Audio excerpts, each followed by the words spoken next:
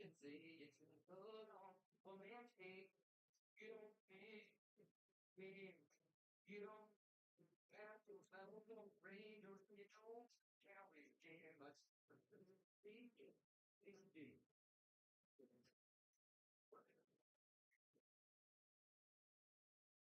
But today, but it's quickly on, but I'm all this there. Yeah, I look for the game of 27. You drive off my I'm 10 times. Times to go on it, and get down on it. Keep on it, and it's the same.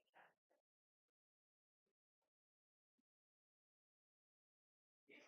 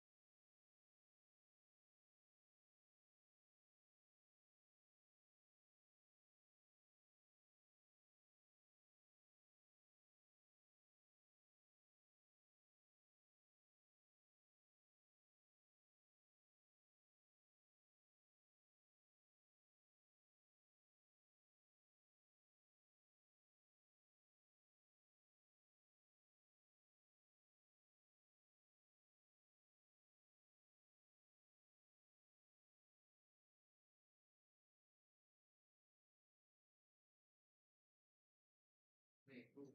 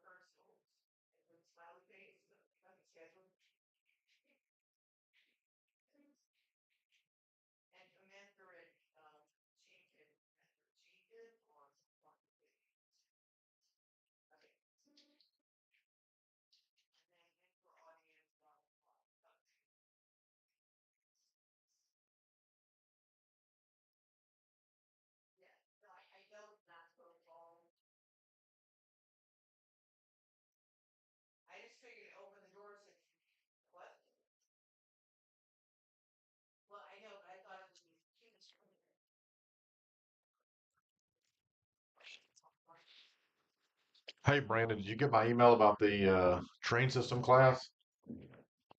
Okay, good. All right, great. All right, so follow the instructions on that. I know you don't have a lot of time, okay?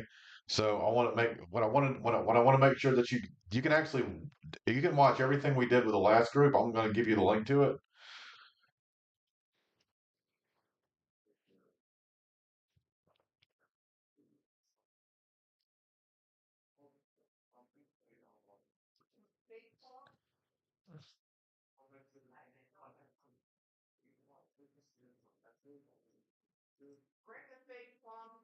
Let's make sure that you can log in.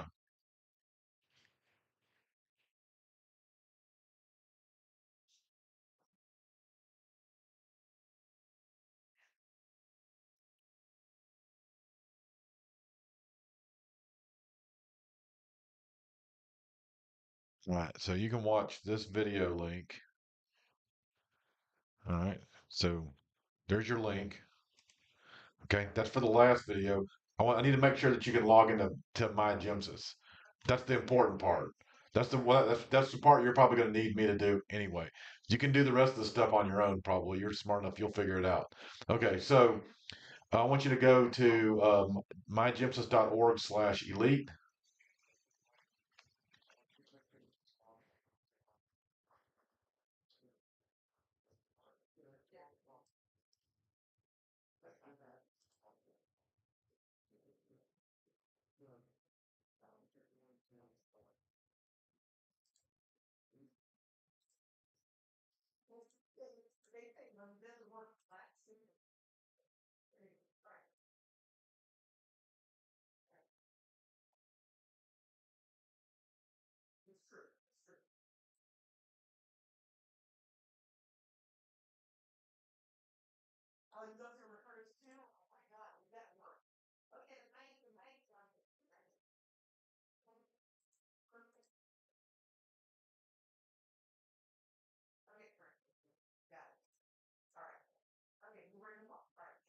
Well, let me know when you get log. Let me know if you can log in. So you're going to go there.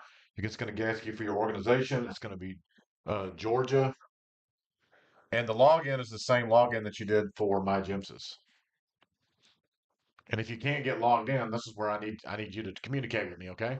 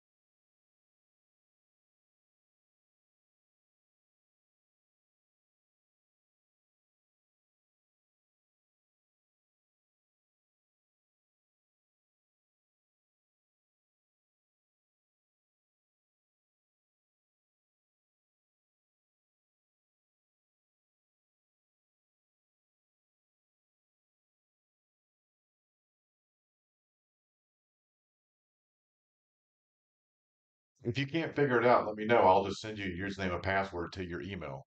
Okay? Oh, okay, great. Fantastic. All right. In that case, then just follow this link, okay?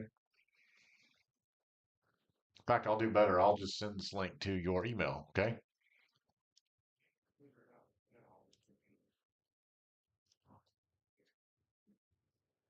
I need you to do five. I just need you to follow the instructions on that on the video. Okay. It's going to coach you through five patient care reports. You can completely do that on your own time.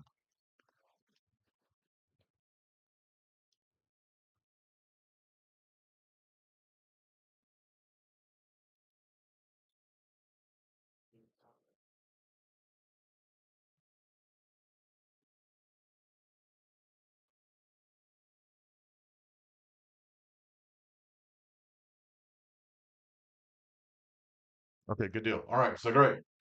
You're good. So have a good flight. I just need you to get done. I need you to do that assignment and the other assignment on a train before I can file review. Okay.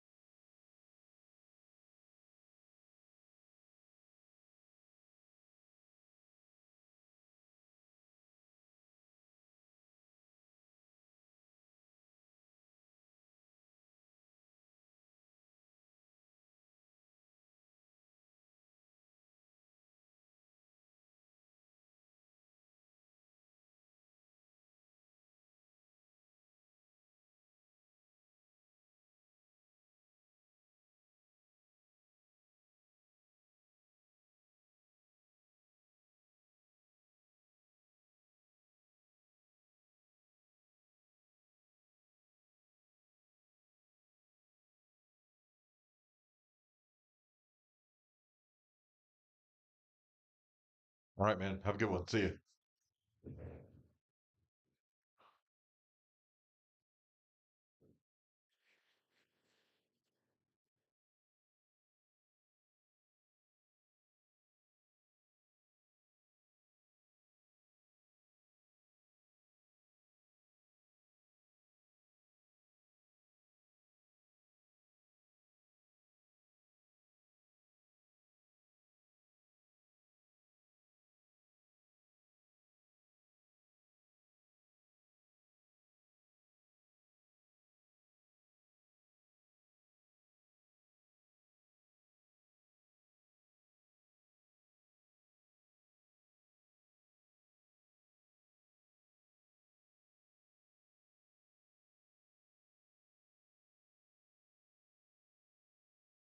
All right. Is anybody else here?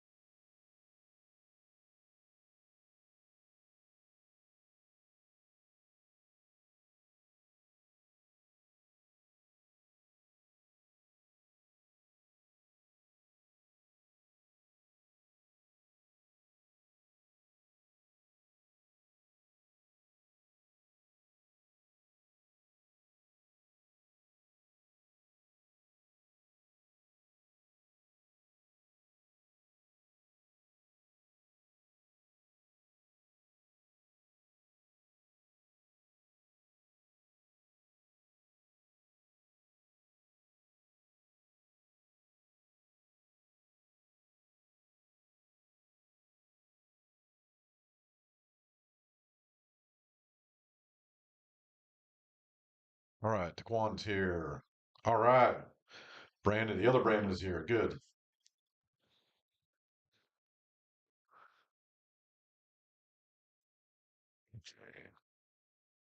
One there. Brandon Dragons there. Brandon Dover's there. I'm just minting Minter and Guan. Oh, there's Guan. Great. Awesome. All right, where's Minters?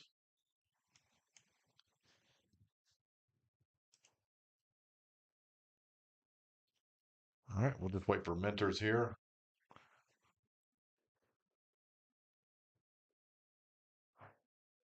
While we're waiting, did you guys get my email about the train system class?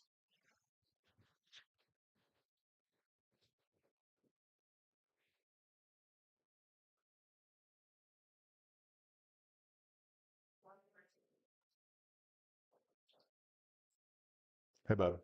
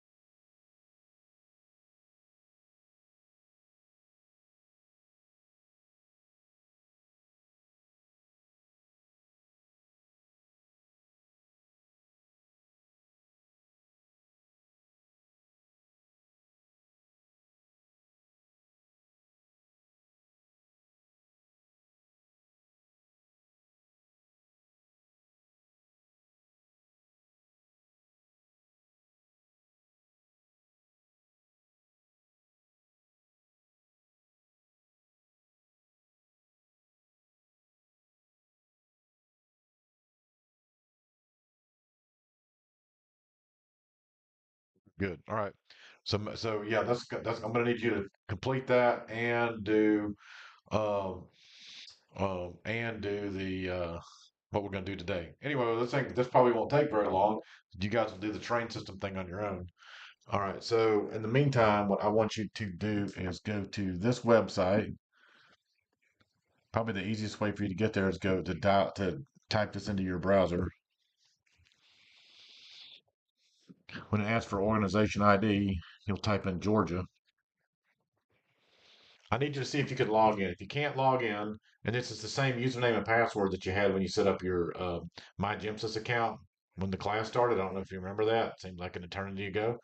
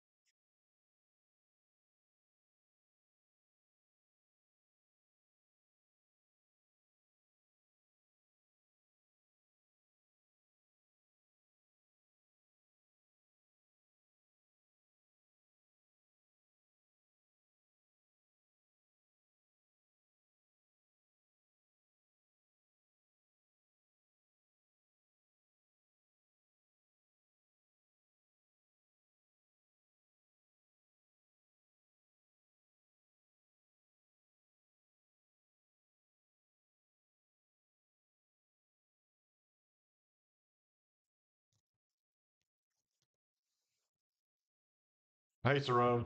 All right, so we need you to go to mygymsys.org/elite and just type it in here. and log in with a username and password that you set up when you set up your MyGymsys account at the outset of the class. If you don't remember, I need to know because you guys got to log in there to go in there. So anybody that can't log in, let me know and let me help you out.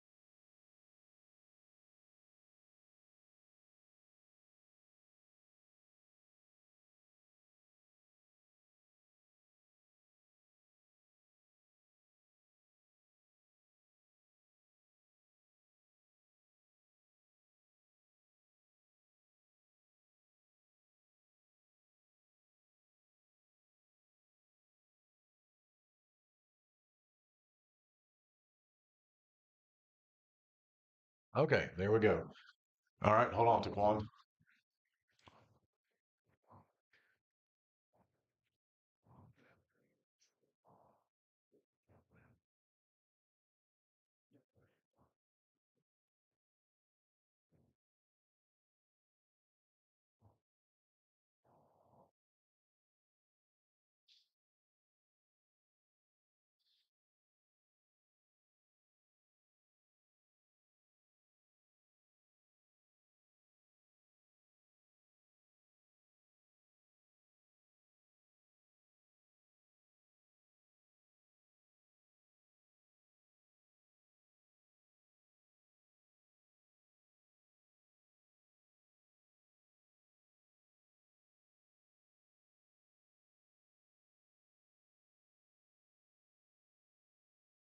All right, Taquan, I'm sending you two emails, okay?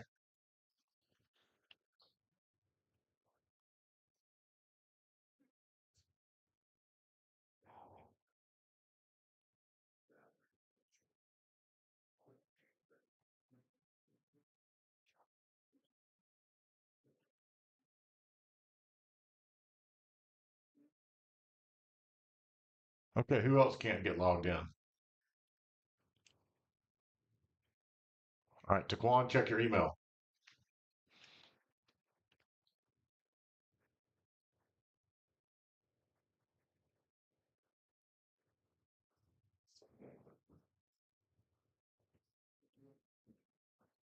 Okay, all right, Guan, hold on.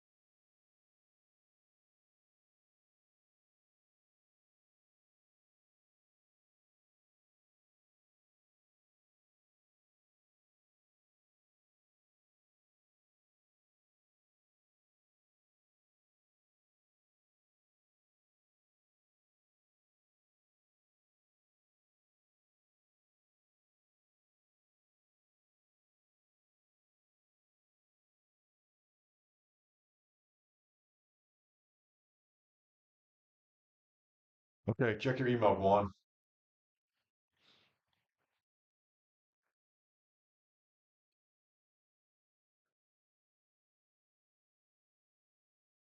Okay, Guan's logged in. All right, who else cannot get logged in?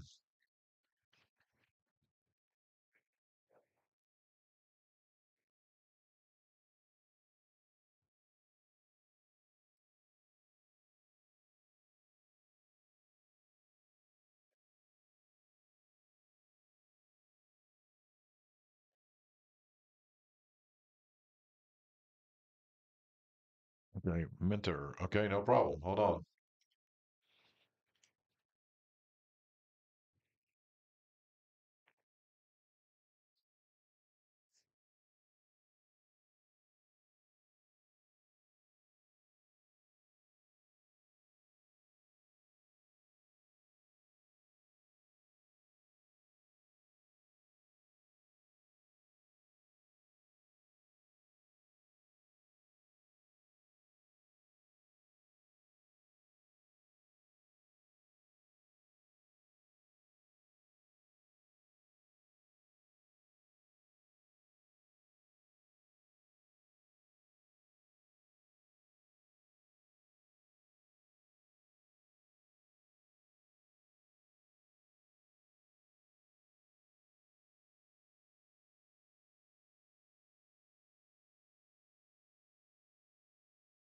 Okay, check your emails, Sarone.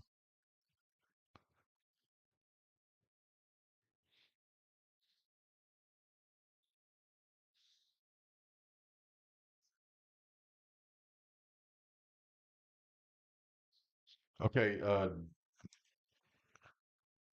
awesome. Dover, are you in?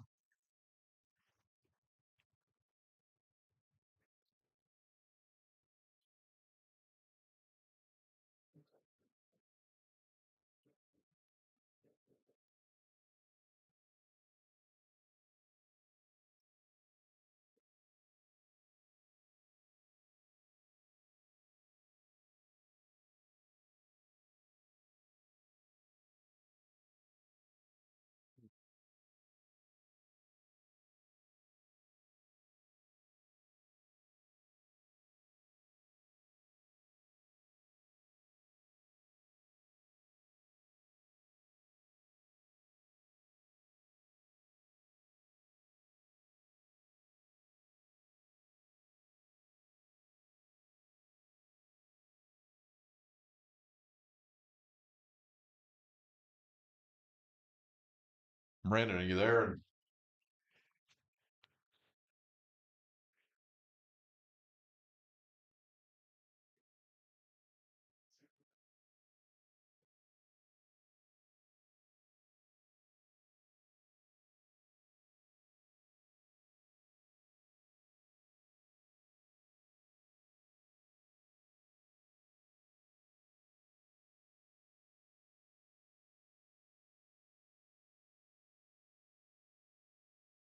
Okay. All right, we're just gonna wait on you, okay?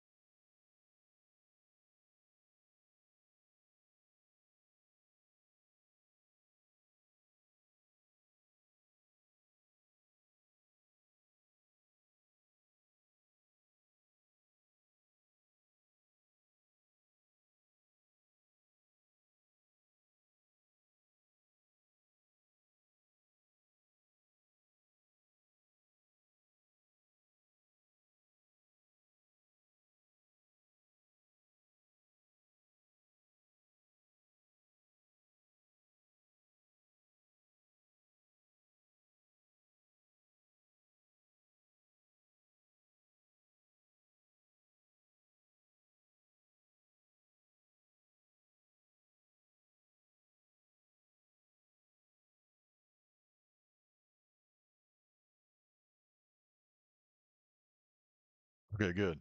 All right. Here's what we're gonna do. I want you to click on Incidents, Georgia PCR EMS version 3.5.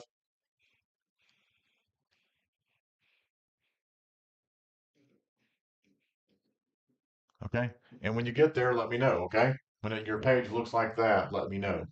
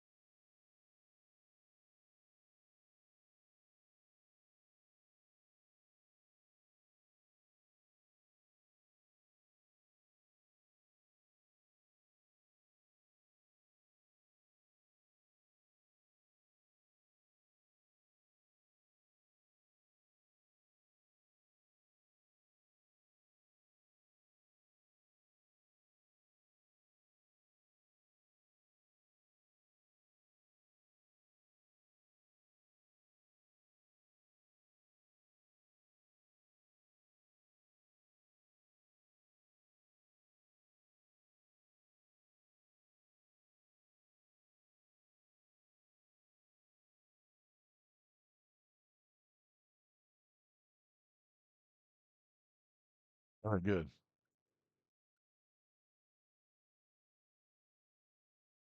All right, very good. All right, let's get started. All right, so it is extremely, um,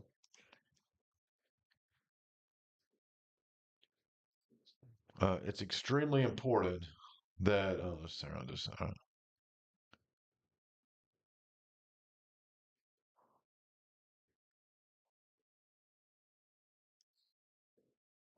It's extremely important that you follow instructions. Okay?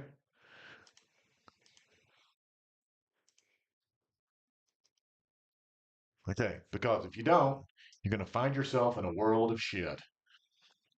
Okay? This system has unbelievable um, validation in it. So you click one link on here, and all of a sudden the page just goes. What I'm trying to do, we're going to do 5 runs today. The first one we're going to do together. You're going to do 3 on your own, and then we're going to do one more together, and then we'll be finished for the day. All right. But it's extremely important that you follow instructions. Do not ad lib at this time. Okay? We're going to do this step by step, dress right dress. Okay, here we go. Incident number. I'm going to type in cancel. EMS response number is cancel. For now, skip unit notified by dispatch date and time. Just skip it for now. You're going to add a crew member. We're going to add this guy Amer on here. Okay, he's got all these roles already assigned to him. Okay, then we're going to hit next. And then we're going to go to dispatch reason, abdominal pain. Okay, we'll type in, click on lower acuity. Then we're going to click next. And then we're going to click on med 1. We're gonna be a unit transport and equipment capable is BLS equipped ground ambulance. First unit on the scene is yes, and God help you if you put no in there. Okay, it's be a lot of stuff that happens that you're not gonna like. And click next. Type of service requested: 911 response to the scene. Response mode to the scene: non-emergent.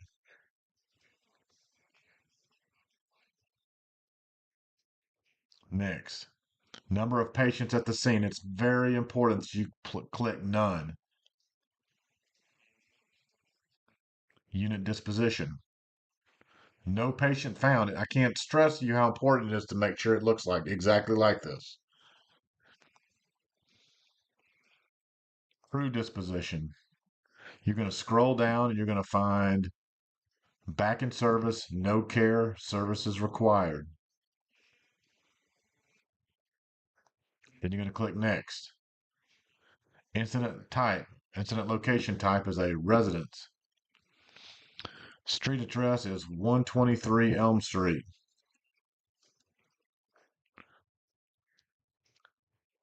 Then go and drop down to postal code. And you're going to just type in a postcode that you like, okay?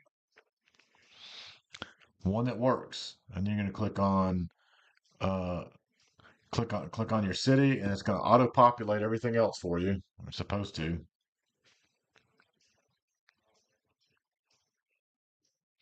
Okay. And then you're going to click next.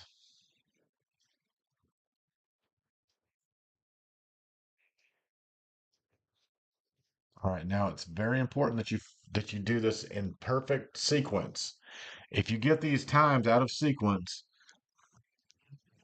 your validation, see this at the bottom here, your validation is gonna go drop down to nothing.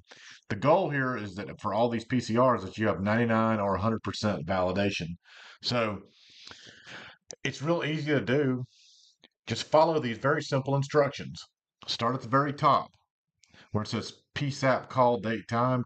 Hit the time button, hit the clock. Dispatch notified date and time. Hit the clock. Unit notified by dispatch time. Hit the clock. hit cancel to update the crew. Unit en route time, hit the clock. Then click the last one on there, what's the unit date, and then hit next, and you're done. Now click save,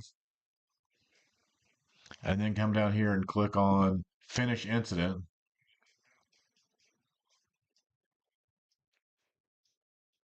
And then hit close, and then start another one. Okay, let's see how you guys do.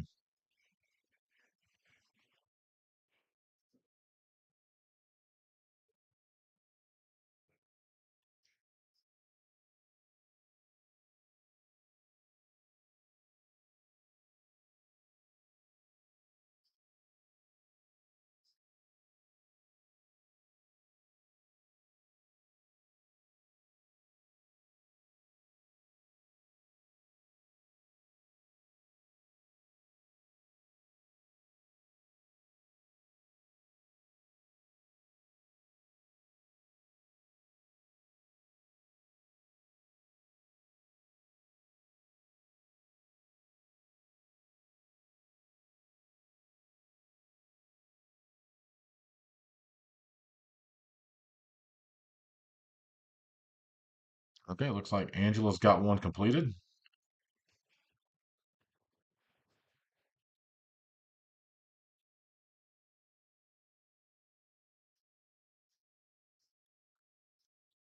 Okay, waiting on you guys to get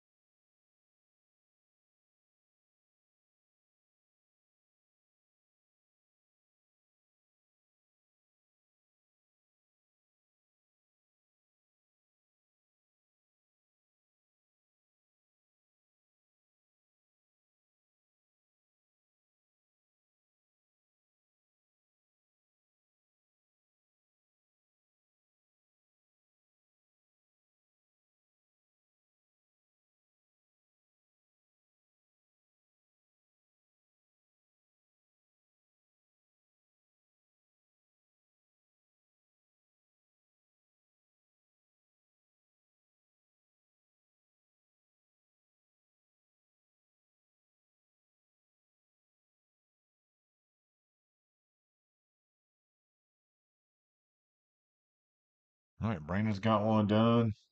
Angela's got one done. All right, so we're just waiting on Mentor and Taquan.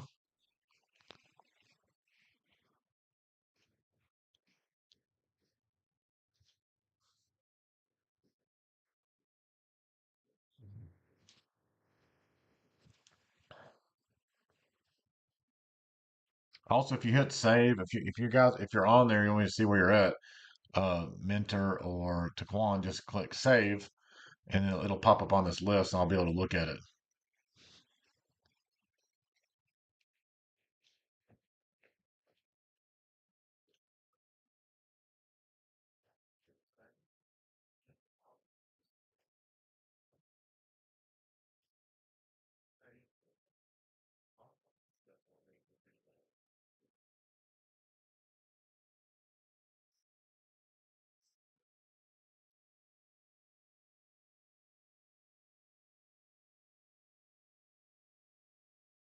Oh, Juan's already on second one. Nice. Way to take the initiative. Go ahead, just keep betting him out. You too, Brandon.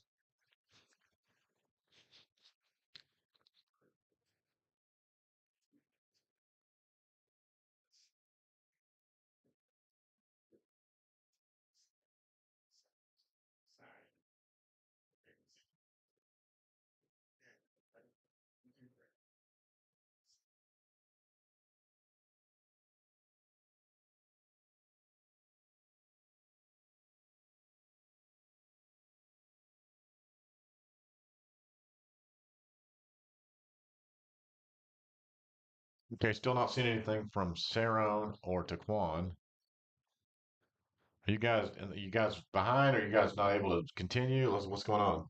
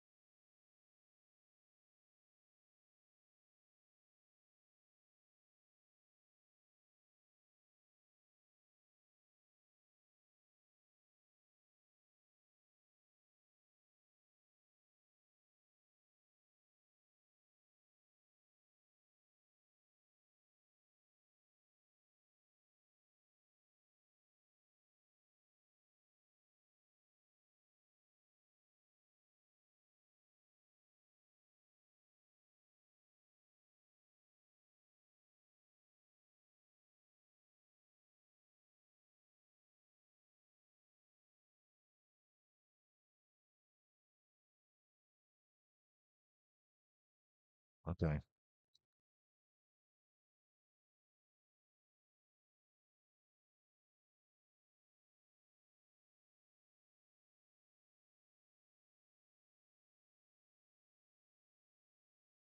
And there's no need to rewind the video. If this is going to be really tough for you, it's going to be really slow. You can just look at the other video, okay,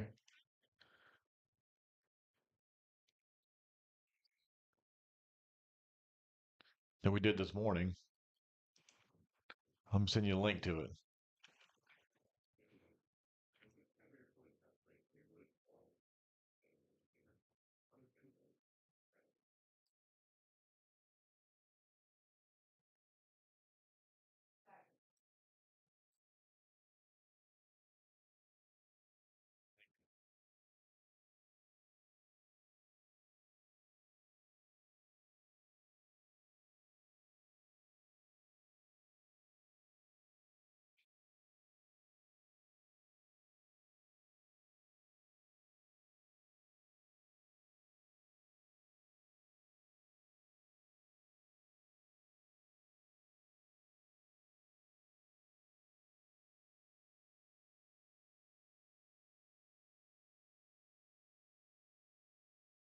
Anyway, you can just watch that video.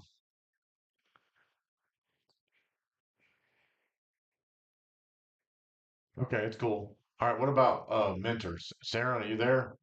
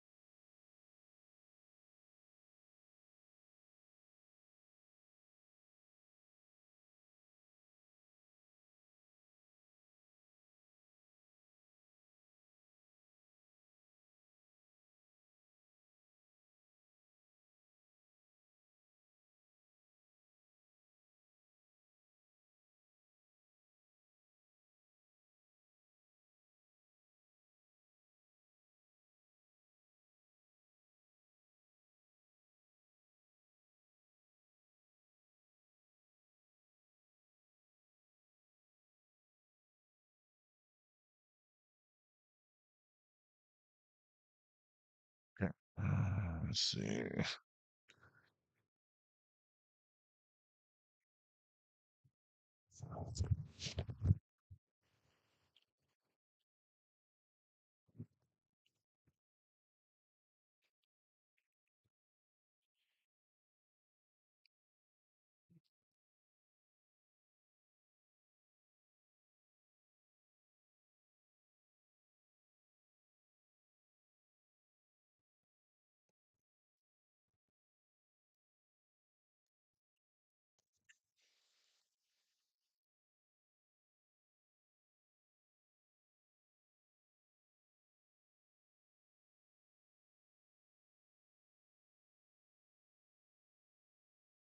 Hello?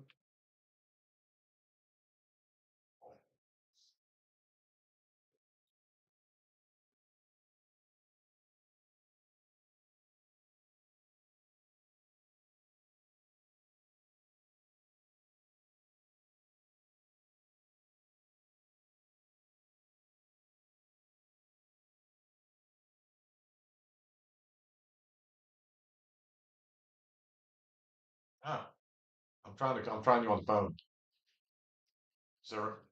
Hey, sir. Can you hear me okay? Okay, all right. So where are you at in this process? I've been trying to figure out I don't see any reports here. Are you able to keep up with us on this? Are you still logging in?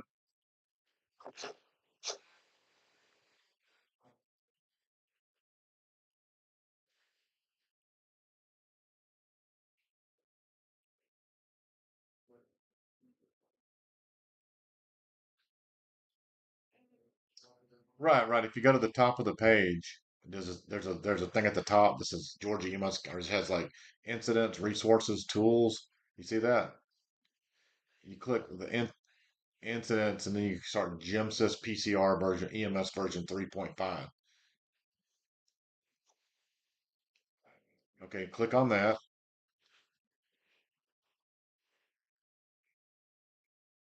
All right, and you should see a PCR form pop up. All right, well, I'll tell you what, I'm going to demonstrate this again so that you can see what we're doing, okay? Are you? Okay, well, we need you, well, make sure that you're doing it in Georgia EMS Academy and not whatever other system, not what other um, organization that you're in there is. Just make sure you're in there as Georgia EMS Academy, not like whoever you work for.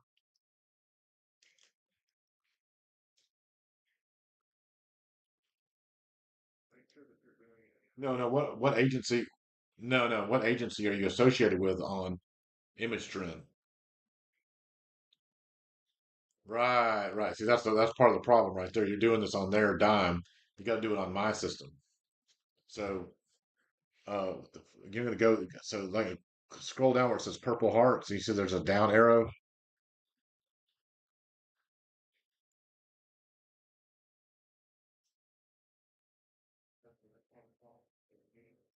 Yeah, yeah. This isn't like a lecture. Yeah, we've everybody else is almost done.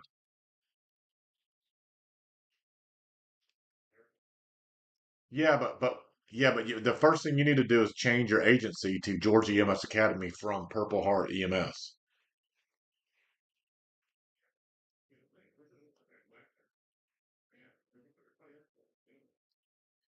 Okay, I got you. Okay, so you're in there as Georgia. All right, so go ahead and yeah, go ahead. I wanted to see four canceled calls, basically. You just bang that out real quick. Yeah, four calls where you were dispatched to a call and then you were canceled.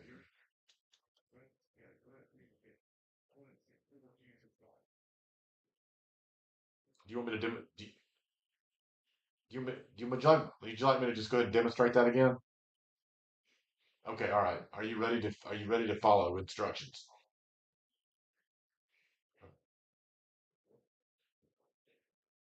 No, I want you to be listening on your YouTube channel, and I'm gonna tell you what to put in there. Okay, I'm gonna give it to you line by line.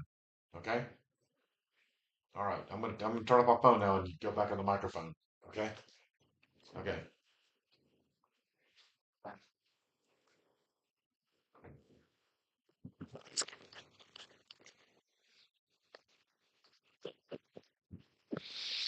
Okay, so I'm going to demonstrate this one more time. All right, we're going to start at the very top where it says incident number and type in cancel. EMS response number, type in cancel. We're going to leave unit notified dispatch time and date blank. Then click next. You're going to add a crew member. I like to add aimer. And hit OK. Dispatch reason is abdominal pain problems. Non-acute for dispatch party. And then you're going to hit next. You're going to hit 1. And then unit transport and equipment capability is BLS ground transport. First unit on scene, yes. And make sure that you do that exactly, because if you click no, then I want to know it's going to require more information.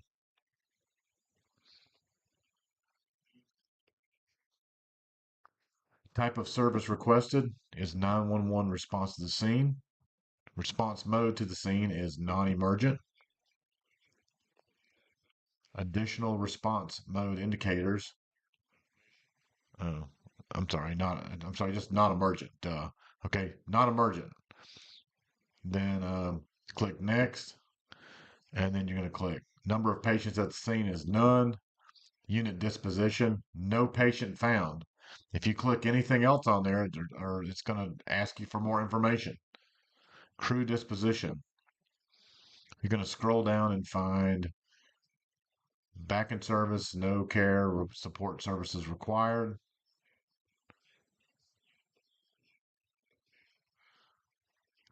Unit incident location type is a private residence. Incident street address. Hold on a second. Oh.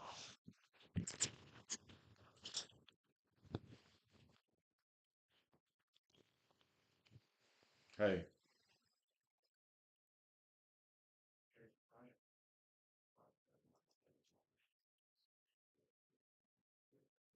you're not logged in.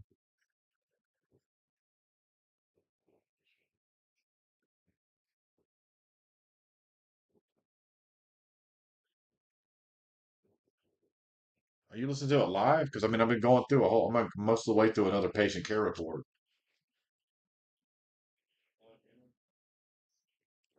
Are you on? Let me send you a link to the page, to the right page.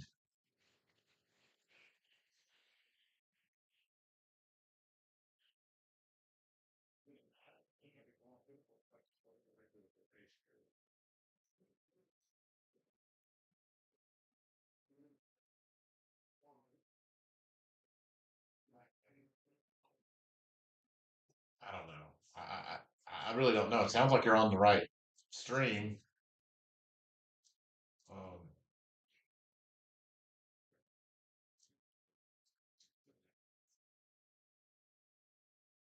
no, we already demonstrated the whole thing once. I'm on my second demo. Everybody else is almost done. We're on the second demonstration for you.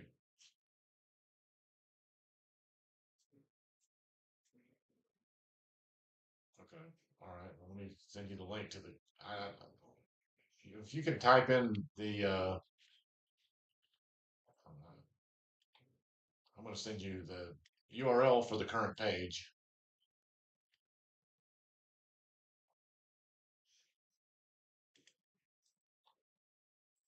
Okay. All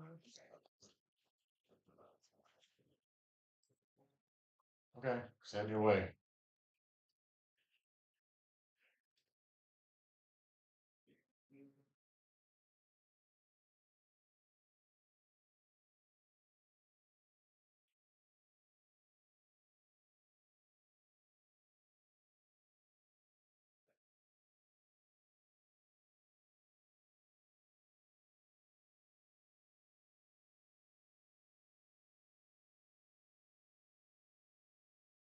Yeah.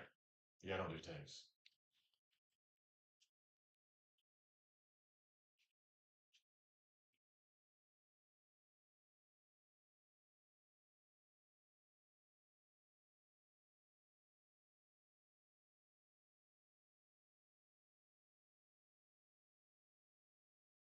That's the one we're on. Oh wait, I'm sorry. No. You know what? No, you aren't. Weekend Nine was the one that we were using. Yeah. So I just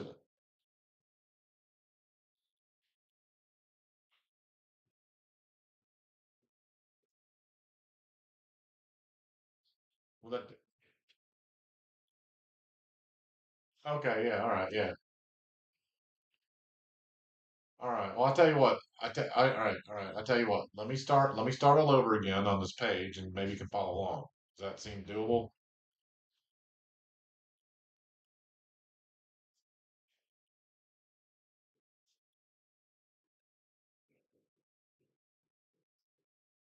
Well, what I want you to do. Well, no, I want you to do. I want you to do. I want you to do this. I want you to fill this out exactly the way we're doing it. There's a reason.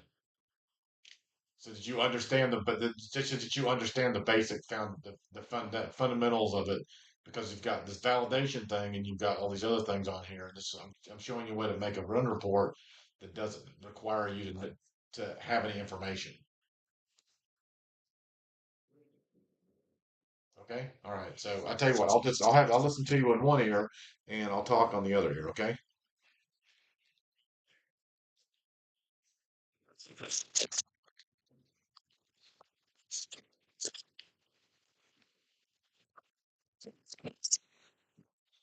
Okay.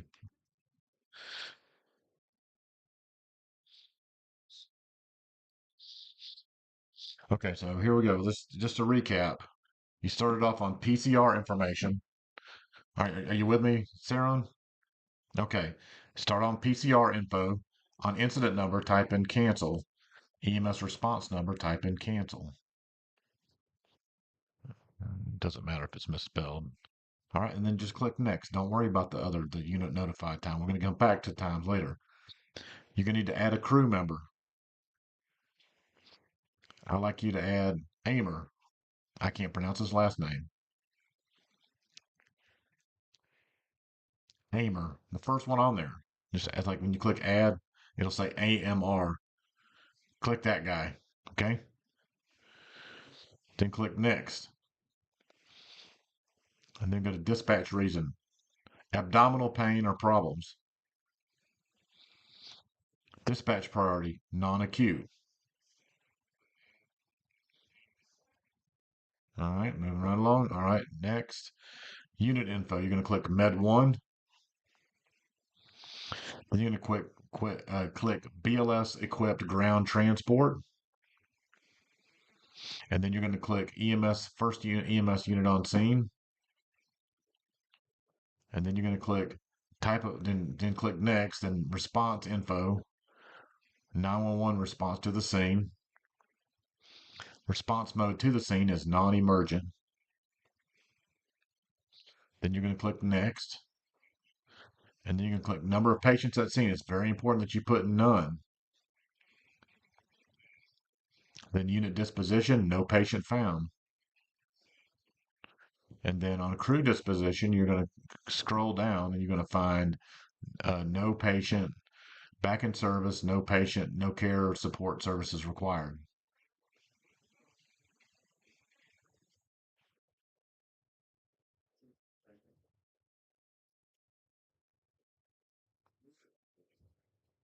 Okay. All right. And then you're going to click next. And then you're going to incident location type as a private residence. All right. Now we're going to pick up with the incident address.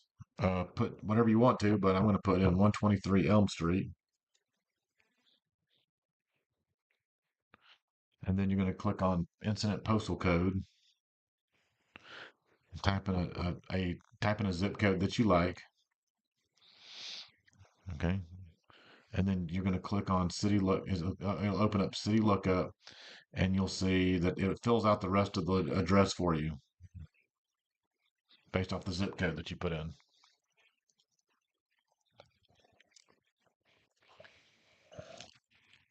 Yeah.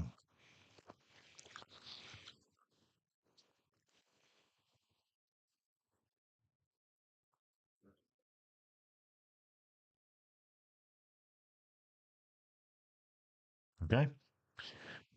All right, and then you're going to click next, and then you're going to click next again, and then we're going to start at the very top of the page. Okay, if you get these times out of sequence, your validation is going to go down to like nothing. Okay, so you're going to go PSAP call date, hit the little clock.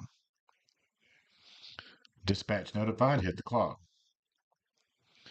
Unit notified by dispatch and time, hit the clock.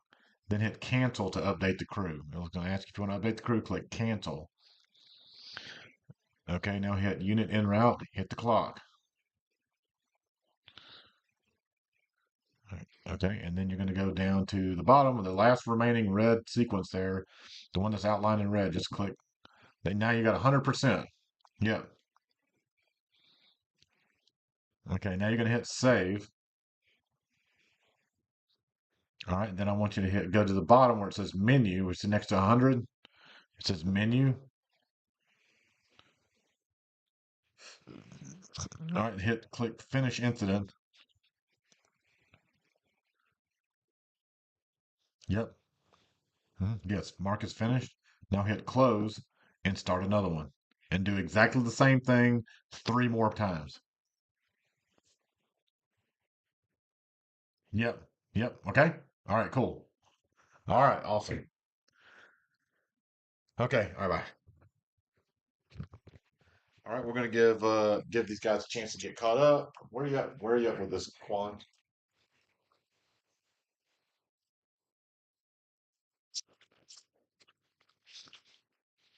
All right, Daquan, where are you at with this?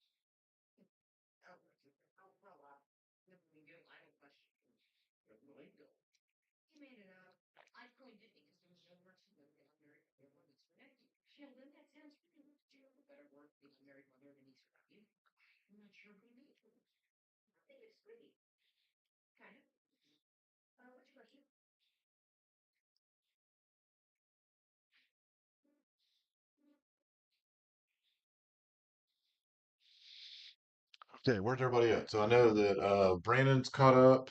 Let's see. Let's see. Brandon is caught up with us. One, two, three, four.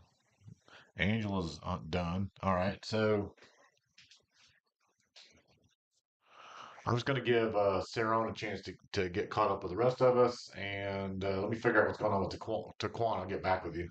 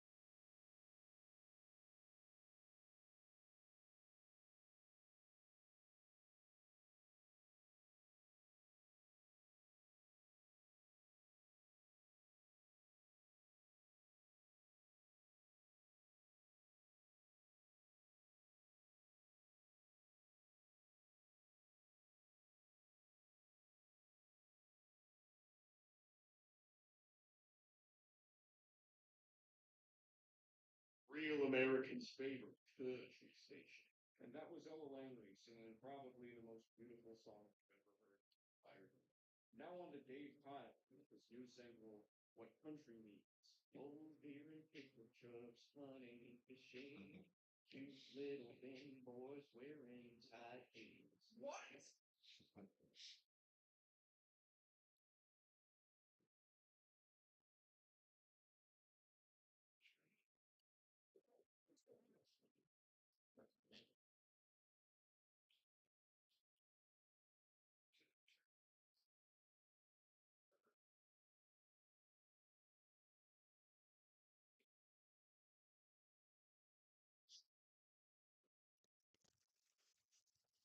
Okay, we're getting close. Sarah's almost caught up, and so maybe start getting back into the game here. We got one. We're gonna do one more together, and then we're gonna call it a night. Actually, I hope this is. We've already kind of met the requirement, but I did have a learning objective. I thought maybe I could share with you, and so anyway, let's give her about 5 more minutes, and we'll pick this back up.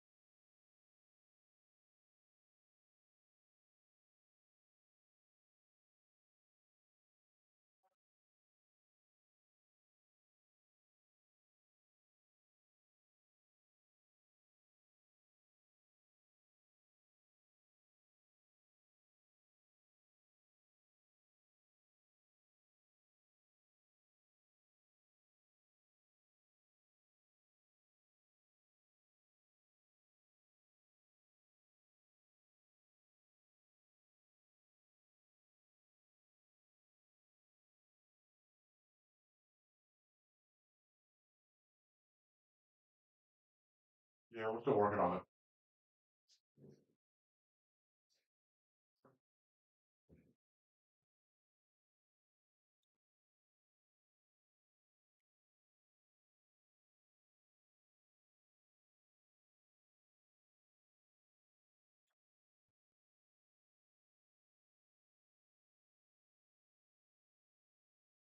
All right, good deal. All right, we're gonna do the last one. Is everybody ready to get started?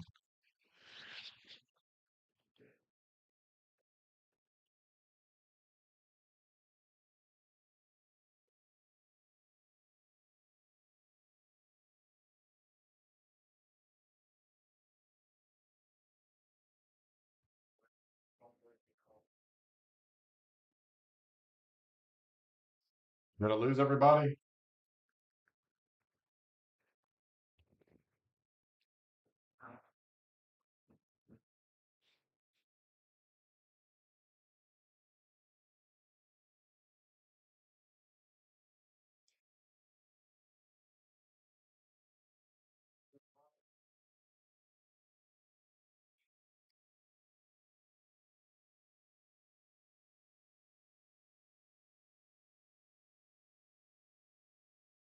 All right, so Brandon's still here. Awesome. Angela, you still with us? Sarah, you with us?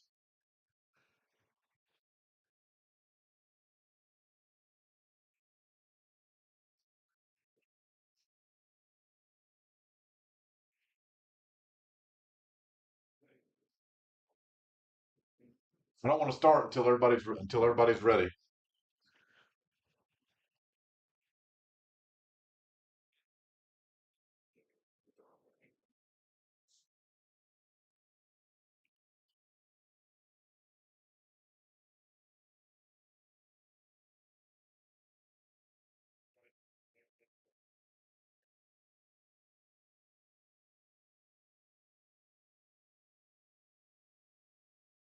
Oh, there we go.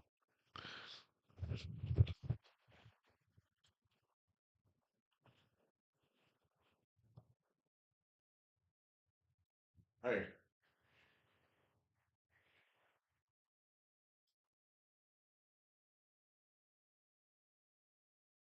Mhm.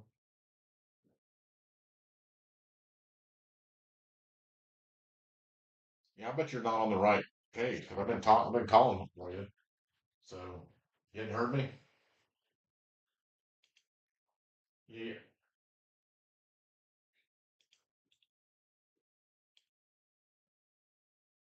Yeah.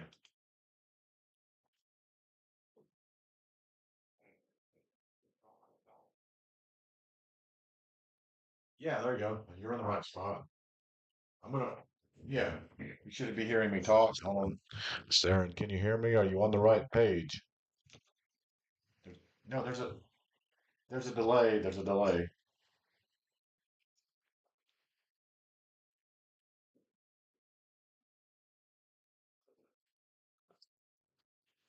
Hello.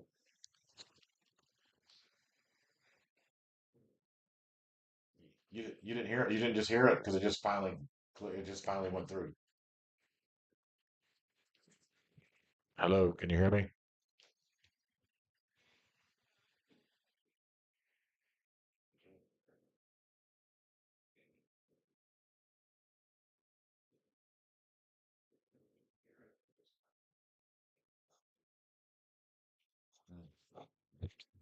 So I got it on PCR info. I'm gonna type a message to you. Saren, okay. Can you answer me back? Yeah, I just chatted you a message.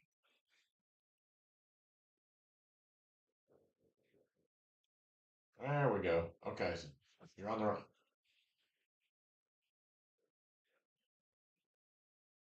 Well, we're not doing anything. I'm just actually in a process where I'm just waiting for people to come back.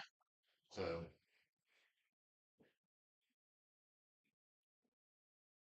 well, I was gonna go through one more. There's Angela. Okay, so I was gonna go through and do another patient care report, but this time I was gonna make it more instructional. Okay, I was gonna actually make this have some redeeming quality to it, where we were,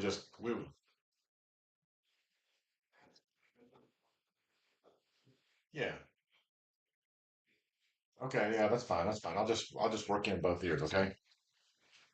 I think you're having a hard time hearing online. So, okay. All right. So here we go. All right. So I want everybody to be looking at a new patient care report. And so go ahead and initiate a new patient care report. And then we're going to watch a movie. All right. So we're going to watch this movie together. And so I made this in AI and it's a little weird, but it kind of illustrates a call. And as you know, there's only four types of calls. As far as I'm concerned, there you have a cardiac arrest, you have a call where someone has a medical problem, you have somebody who has a mechanism of injury, and there's something where someone's unconscious, you don't know why. All right, so this ambulance crew is going through their equipment. This guy has a weird thing with tape. And this one apparently also has a weird thing with tape.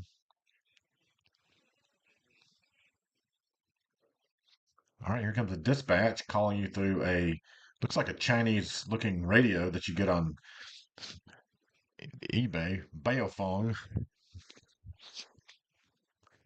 All right, so now we have to go run a call. So they get in their ambulance,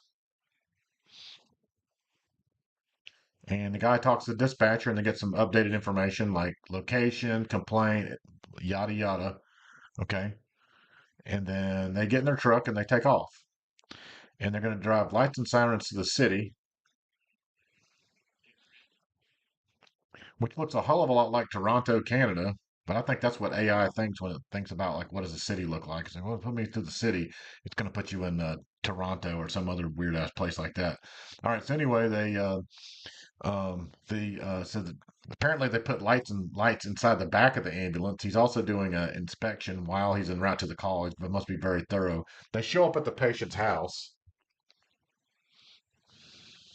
and there's the patient. They meet the patient on the doors on the front steps of their house. I don't know what this other person is. Anyway, whatever. You have to just come out disregard some of this stuff.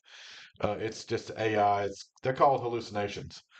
All right. So anyway, so AI. Now we're gonna have a conversation with the patient, and um, so obviously the patient is alert. Uh,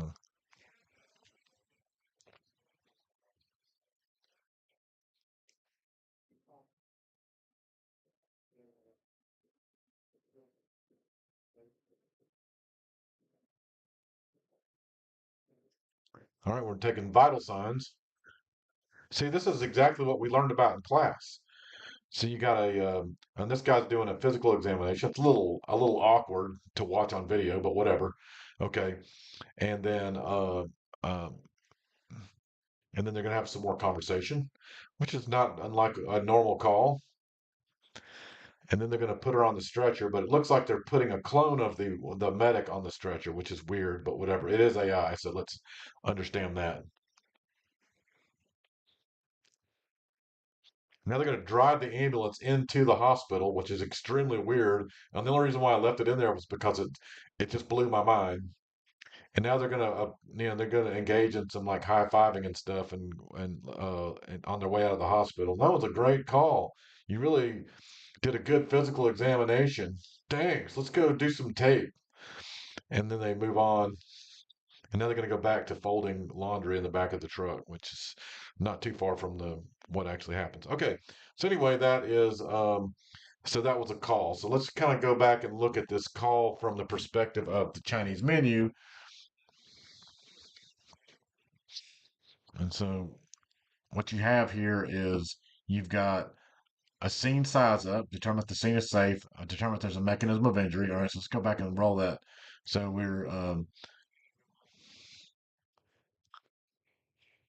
they're checking out the truck again. All right, now they're en route to the call. They're getting the dispatch. They're going back and forth with the dispatcher. En route to the call. They're still receiving information, and then they finally make it on scene and make contact with the patient, and that's pretty much when the scene size up is over. So now they meet the patient. She obviously has signs of circulation. Would anybody disagree with that? I would think not. And is the patient alert? There's no mechanism. So do you need to start? Do you need a C? Do you need to hold C spine? No, you don't. And is the patient alert? Obviously, is the airway clear? Obviously, is she having any problems breathing? I don't think so. She don't think she looks like she's in pain, but I don't think she's having problems breathing. But you could also give her oxygen anyway because you weren't sure. That'd be fine. And now, see, in this situation, she doesn't appear to look like she's having any problems breathing. She's able to speak in complete sentences. Okay, and then we're going to do a physical examination, and then put her on a stretcher. Which again, it's the patient that we're putting on the stretcher, not a clone of the EMT, which is weird. And then when we go to the hospital, we usually bring the stretcher inside the building, not just drive to the front. But however, I've had plenty of times where I thought about that. So this was okay. So this was basically the focus physical history. No, I'm sorry. This was the primary survey. So we made contact with the patient, and then we sat down with the patient and had a sample history, and then we took some vital signs. It was like literally somebody else, and there's somebody now. She's doing vital signs, and then they do a focused physical exam. And what type of problem do you think she's got? Like, what's your index of suspicion telling you that this is?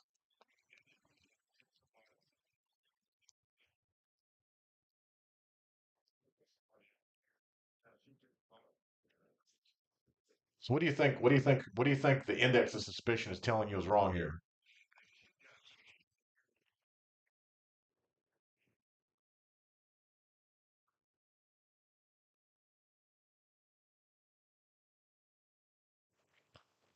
She's like a female of childbearing years um, having abdominal pain. So, what is that?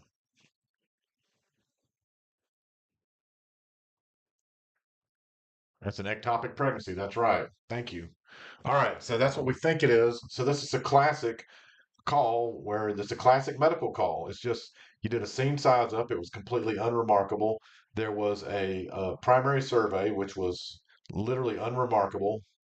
And then there was a focus history and physical exam where we figured out that she's having abdominal pain. We took some vital signs, and then and then we and then did and he then we did a then we he touched her abdomen, which looked a little weird in the video, but whatever.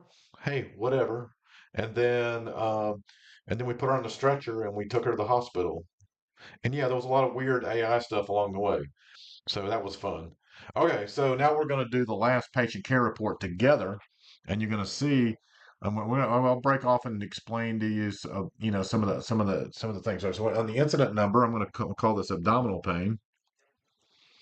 The response number is abdominal pain, and then I'm going to add a crew member, and it's going to be my old buddy Amer again.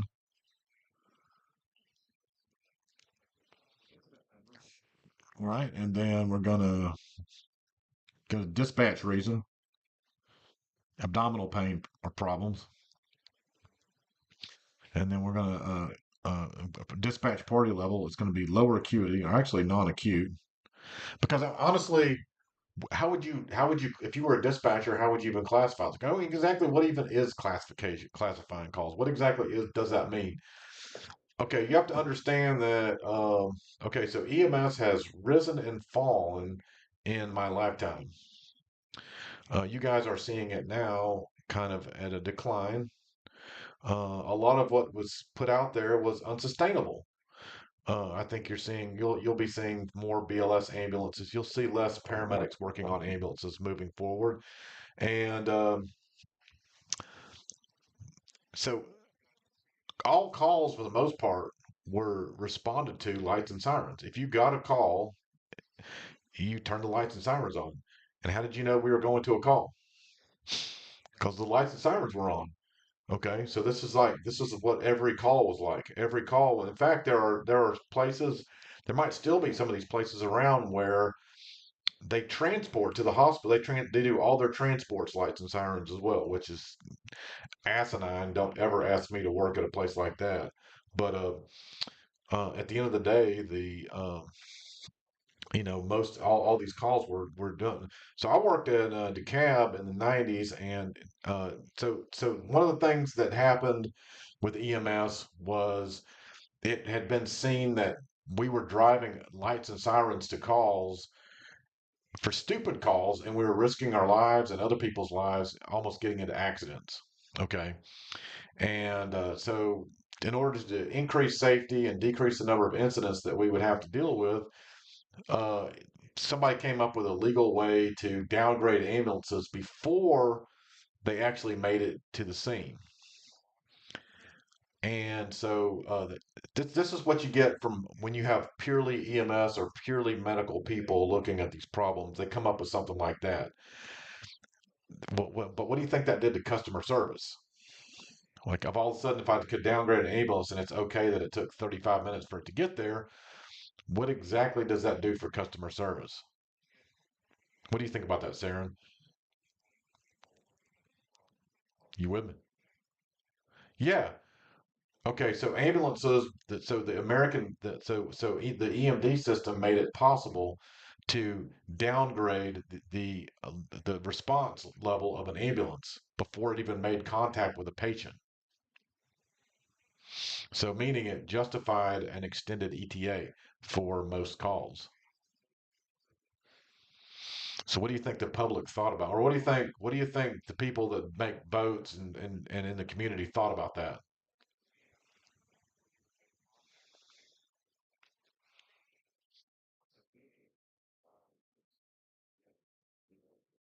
Yeah, so then instead of driving lights and sirens to the call, you drove non-lights and sirens to the call.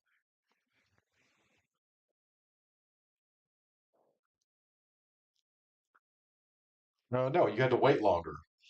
Yeah. And so so we liked it because it was safer, but the public didn't like it.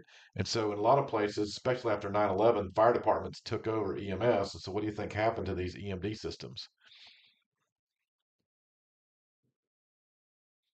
They shit canned them is what they did because it wasn't good for business. Fire department, like many other popular organizations, are very in touch with what the public thinks. So fire department said, "No, hell no." But anyway, let's imagine that the reason has not left the building, and so let's say in this case we noticed that the call, we watched the call go, we watched the ambulance go to the call lights and sirens. So so we're going to say that EMD was performed, yes, but without pre-arrival instructions, and the call was classified as an 18 Delta call, which was like that's like a serious call. Okay, and then you click next. Unit call sign, Med 1. Unit transport and equipment capability, BLS ground transport. Are you the first unit on the scene? Yes, we were. This is a good question. What station were you responding from? I'm going to put central, whatever that would. I don't even know. All right. So then there was no other agencies on the scene. So then we click next. Type of service requested is 911 response to the scene. Response mode to the scene is emergent. Again, I wouldn't have. How do you think I would feel if I was going lights and sirens to a abdominal pain call? I think it's stupid. I think it's a piss waste. I think it's a huge risk. It's unnecessary. Okay, so uh, so additional response mode. So let's look at reason for transport visit. All right, so that you might say, well, we got dispatched by 911, but see, you guys work for a private ambulance service. So do you guys get dispatched through 911? No, they just tell you show up and pick up Bob. He's coming off the dialysis machine at 3 o'clock. Take him home. That's what they tell you. So this is what this is for, as you could say, this is a scheduled. You could type in scheduled transport or unscheduled transport or whatever. But in the case of if you're dispatched to 911, we already already know why you're heading there because you were dispatched by 911. Okay. All right. Next is number of patients and disposition.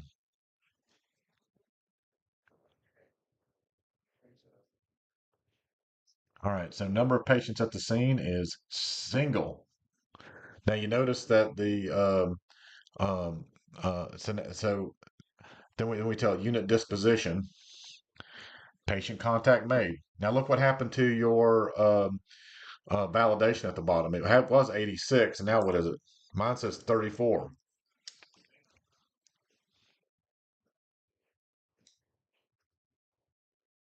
All right, patient evaluation and care. We the patient was evaluated and care was provided. Crew disposition, initiated and continued primary care. Transport disposition. We transported by this unit. Okay. Final patient acuity. I'm going to go non-acute. Just because you were dispatched to a call lights and sirens doesn't mean that you have to transport to the hospital lights and sirens. That's ridiculous. So,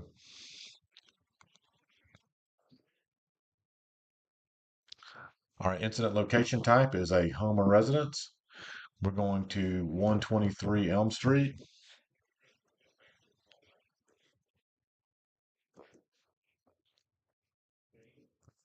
All right, postal code, type in a zip code that works for you, and then hit incident address lookup and click one to make sense. All right, type of response delay. All right, so let's talk about delays for a second. So why would they put that in here? Why would they put type of response delay, and why would that be so necessary? Okay, think about it for a second. Let's say you were dispatched lights and sirens to the call, but yet it still took you an hour to get there. All right, so and then let's say the person died because like maybe it was a pre-arrest type situation. So what would you so exactly how would you you'd have to explain the delay. Somebody's going to start asking questions.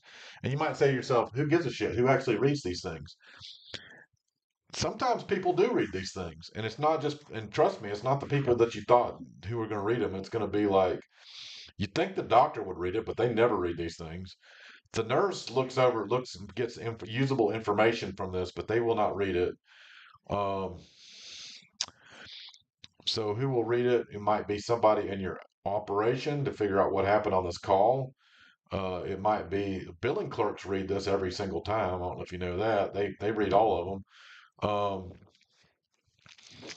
You might be dealing with a member of the public who has gone requested a patient care report through a Freedom of Information Act request.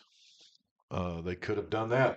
It could be somebody who could be an attorney who this is going to go through the process. So, like, you really don't know who's going to read this. The people who will read this, who will be the most critical reading this, will be an attorney or people in the general public who have an axe to grind because it took your ambulance so long to get there. Like if this call would have happened in Dunwoody, we wouldn't have had to wait so long, or something like that. So you could be answering a question like that long before. So delays should be documented. So you're like look at the types of delays that are available here. All right. Sometimes you're responding to a disaster where there's just built-in delays all the way around. Like if you went to a mass casualty incident, right? You're not going directly to a patient. You're going to go to a staging area. It may take you hours to actually get a patient and leave. Okay, so it just depends on the situation. All right. Response times. We're going to come back and do the response times later. All right. Before we go any further, though, I'm going to save it because today they've been having the elite system's been having some problems. All right. So let's move on to patient information. All right. So now you have several different options here of inputting a person's name and stuff. So you could scan the person's driver's license number, which is kind of cool. So you can scan that in there. That's new. You could find a repeat patient. Now, one thing that really that this these digital these ePCR systems have created have increased the reality or has made us all aware of the fact that for the most part it's the same people that are calling 911 all the time.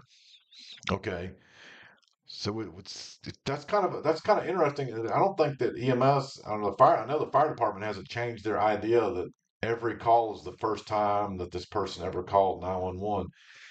That is just not true at all. We should be looking at this like the way they look at like a doctor's office, the way they look at a patient. A person there's a first time evaluation where they do all this kind of stuff, and then after that, like after every other time, it's a much more informal process. Um, you know what? Some people are just too dumb to learn. But anyway, in this case, we're going to pretend like she never called 911 before because repeat patient system doesn't work for us. They want us to input all these people individually. All right, so last name, her name is Doe, and I like to always use uppercase when I type stuff in there. First name is Jane. Middle initial is J. All right, date of birth is 01/01/1981. That puts her at 45 years old. Okay. And then she's white and she's female. Okay. All right. And all right. So then it's going to ask, it wants an actual patient address because we're going to keep in mind that the person could be calling and it not be at an actual, they could live at a different place. Maybe they're calling from work or they're calling from a public location. But you can just click this link here. If you just responded to the person's house, you can just click that link and there you go. You can add a phone number in here, which is usually pretty helpful. 404-444-4444. Let's say that's home. You can add an email address. That's pretty new. x@y.com. I'm going to say that's personal. driver's license number, if you had it, state issuing the driver's license.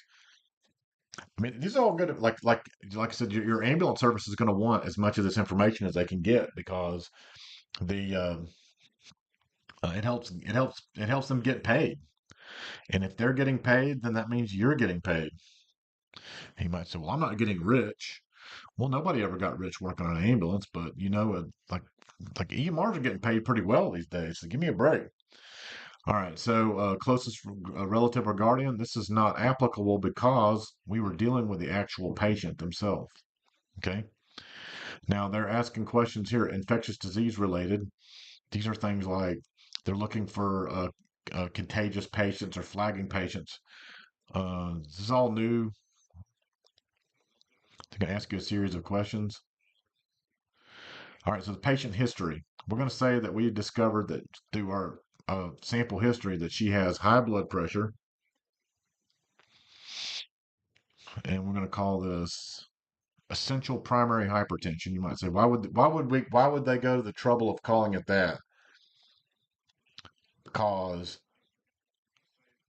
these are all billing codes. These are all part of the ICD-9 or ICD-14, whatever number they're up to these days. Every disease has a number associated. All the known diseases have a number that corresponds to the disease, and a database will track what is appropriate treatment for for whatever disease. And so this is how all insurance companies work. They've all agreed upon these listed kind of standards for stuff. And all right, let's say she's also a diabetic,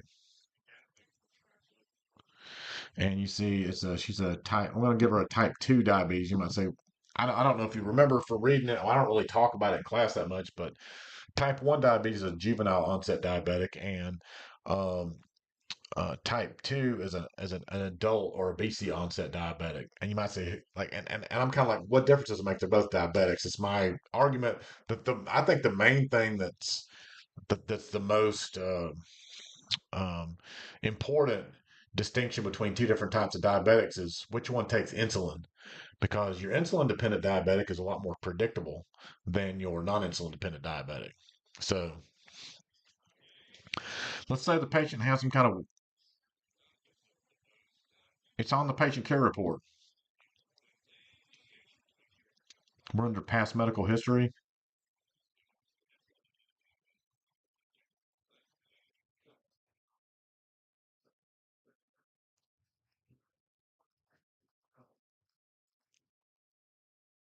Right.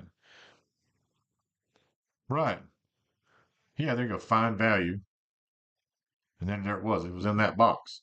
So you type in hypertension, you type in diabetes. Okay.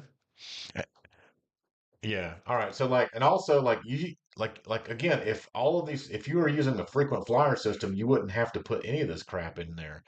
So you would just be, you would be at the whim of whoever put this information last. In fact, if it was up to me, I'd be like, oh, this is clearly a repeat patient. Let's just confirm that that all the information is accurate every time you go see them. That'd be a better practice. It'd be easier to do that too than just pretending like this person was a brand. Because like some of you guys are real shit stains. Some of you guys aren't even going to put half of this information there. You're just going, oh god, that's too much information. I'm not writing the patient's medications in there. I'm too lazy. So it's just like a lot of you guys aren't even going to do that. So um, at the end of the day, you just like it should be already there for the most part. All right, so alcohol drug abuse indicators will say that there was none reported, and that kind of blocks that page out.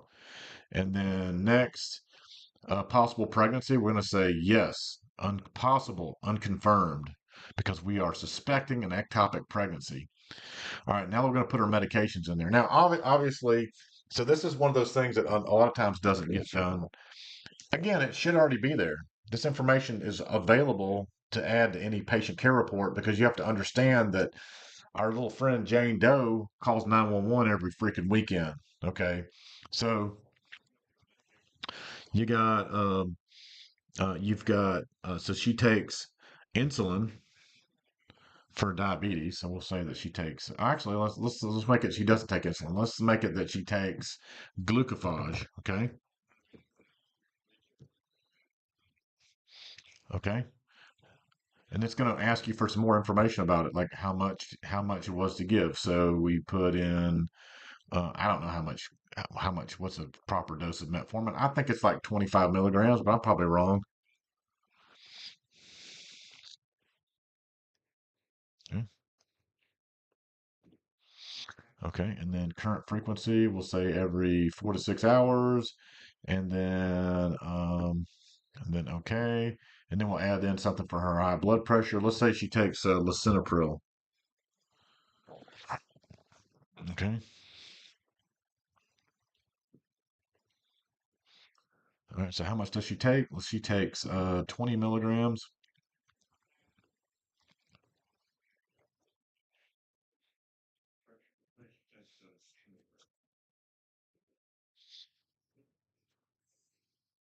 Okay, and she takes it once a day. And again, this seems like a lot of work to do on every patient, right? But what have I been telling you? If you guys had your act together, somebody else would have put this information in first. But probably the guy on the other shift it's lazy and doesn't put this information in. So that's just the way it's going to be. Screw your buddy, like we said in the army.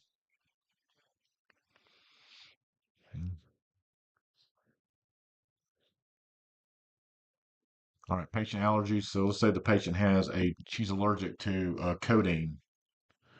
That's not a, that's not an extremely, um, it's not that bad. I might ask you like, it could say what happens when you take the codeine.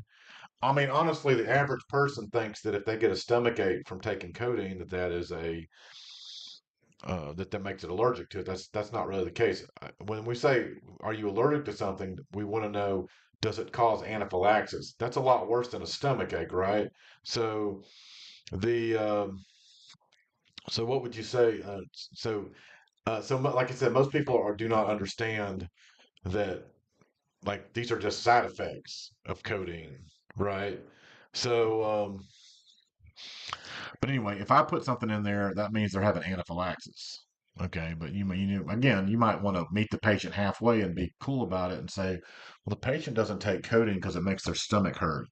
Okay, and then you'll just get laughed at by the nurses at the hospital, and that's fine too, because we don't really care. All right, environmental food allergies. We'll say that the patient is allergic to, this is gonna blow your mind, potatoes. Can you believe that some people are allergic to potatoes? All right, immunizations, you could add that if you wanted to. I'm not quite sure exactly how you would get that information. All right, barriers to patient care. All right, so these are barriers to patient care. We've got like alcohol use, cultural, custom. I've seen all of these. Um, so in developmentally impaired, drug use, hearing impaired. These are all things that are barriers to care. It doesn't mean that you can't overcome said barrier. Like for instance, I've had a giant conversation with a patient with a very complicated medical history who was deaf, and basically I just pulled out a piece of paper and we just had a little conversation on paper, and then I just gave this entire conversation to the nurse, and she's like, my God, you have the patience of a saint. I said, thanks. All right, all right, add the complaints. So we're going to add the complaint. She's clearly having abdominal pain, right? Chief is abdominal pains. It's been going on for 3 hours.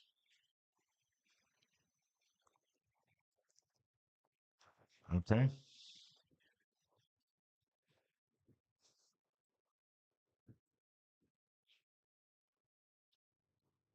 All right. So is it a anatomic location? Is the abdomen. Chief complaint is um, probably say GI. Primary symptom is abdominal pain. So, but this one we got to look this up because it can't just be something simple. Abdominal tenderness. That's good. We can accept that. or pain, abdominal.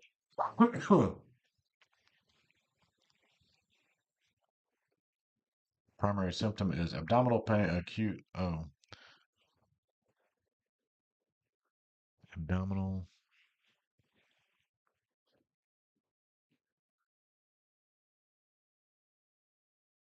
Okay. Oh, wait, it didn't like something that we put on that last page. Let's see. Oh, I got you. Date of the symptom. We're going to come back to that. We'll come back to the times later. It's always best to do the times last because what did I tell you guys? What happens if your times are out of sequence on here? Well, all hell breaks loose. Okay, that's not going to be fun for anybody. All right, so vital signs. We're going to add a set of vital signs. It's always required that you do one full set of vital signs on every patient. Okay, so we took the vital signs and method. So we took we auscultated the blood pressure and it was 120 over 80. Oops.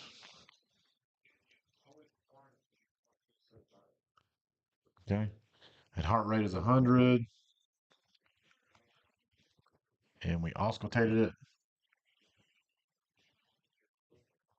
and the pulse oximetry was 98%, and the respiratory rate was 20,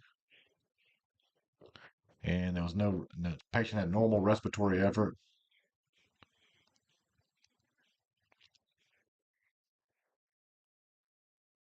Yeah, that's what we're doing now. But you can just put whatever you want to in there. 120 over 80, heart rate is 100, respiratory rate is 20.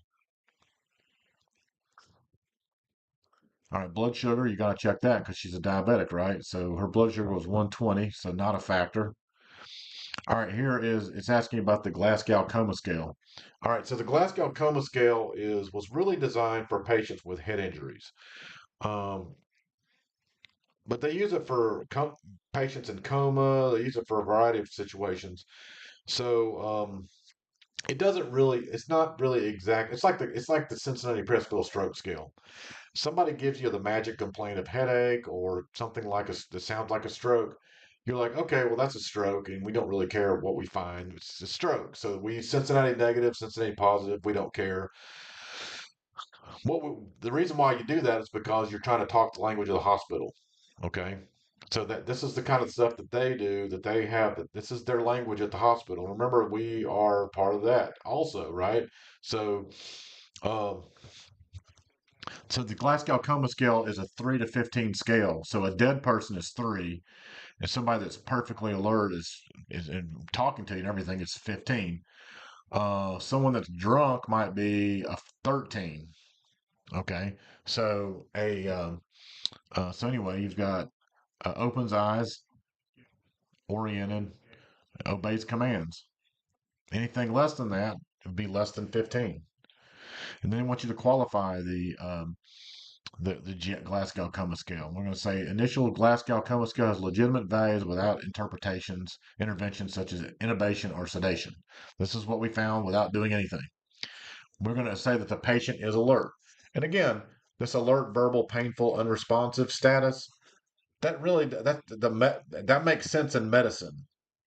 But for us, we just go like, hey, we're either alert or not alert because mainly we're trying to see if the patient, if we need to open somebody's airway or not. Okay. All right. So it's satisfied with the vital signs. And then we move on to the next thing. So we're going to move on down to cardiac arrest. Patient have a cardiac arrest at any time? Nope. Okay. No need to put in CPR info. Provider actions. We didn't really do anything. Looks like we just gave her a ride to the hospital. We're going to do the narrative later. And then let's transport information. Want some information about the patients. The number of patients, we had one patient, which it seems like we already answered that question, actually, if you want to know the truth, but whatever. How the patient was moved to the ambulance is by stretcher. Now that's a pretty good piece of information to have in there because, back in the day, you would have had to have, you would have had to have, like remembered to put that in your narrative. Okay. And that could be really important because think about like Like how easy would it be? Like it's a lot easier to just move the patient to this ambulance by letting them walk to the ambulance. And I actually don't have a problem with that. But of course, then the question becomes, well, if you could walk to the ambulance, why couldn't you just walk to your bus or walk to a car? Can you really justify transporting the patient by ambulance? The answer is probably no. Transport mode from the scene is non-emergent. If you have to transport this person with abdominal pain to the hospital, then yeah, there's no need to turn the lights and sirens on. Additional transport mode indicators. Uh, oh, hold on a second. Non-emergent. We can pick non-emergent, not non-emergent upgraded to emergent. Where was the patient sitting in the Fowler's position, which is a semi-upright position. EMS transport method is um, ground ambulance. Okay, destination info. Where is Capital Regional Medical Center? It's actually technically in Florida. Reason for choosing the destination, it would have been the patient's choice. Well, just imagine that was within our reasonable distance. Okay. Hospital capability is a general hospital. It is nothing fancy. It's already got the address there.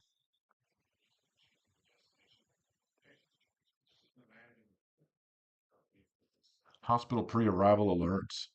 Okay, so what's an alert? An alert is where you have like, let's just look it up all the alerts. All right, so you got sepsis. So they might have a hospital that has a sepsis team. Um, so they might have a sepsis alert, um, trauma. Obviously a trauma center, cardiac arrest. They're gonna have to call if you call and tell them you got a cardiac arrest, then they're gonna send down the code team. Obstetrics, they usually don't meet you in they actually just divert you to OB department, but maybe you're having to go to a hospital that maybe there's some reason why they have an alert for obstetric patients. All right, pediatric trauma. It might go to a pediatric trauma facility. Um, STEMI. This is where you go to a cath lab. Stroke. You go to a stroke center.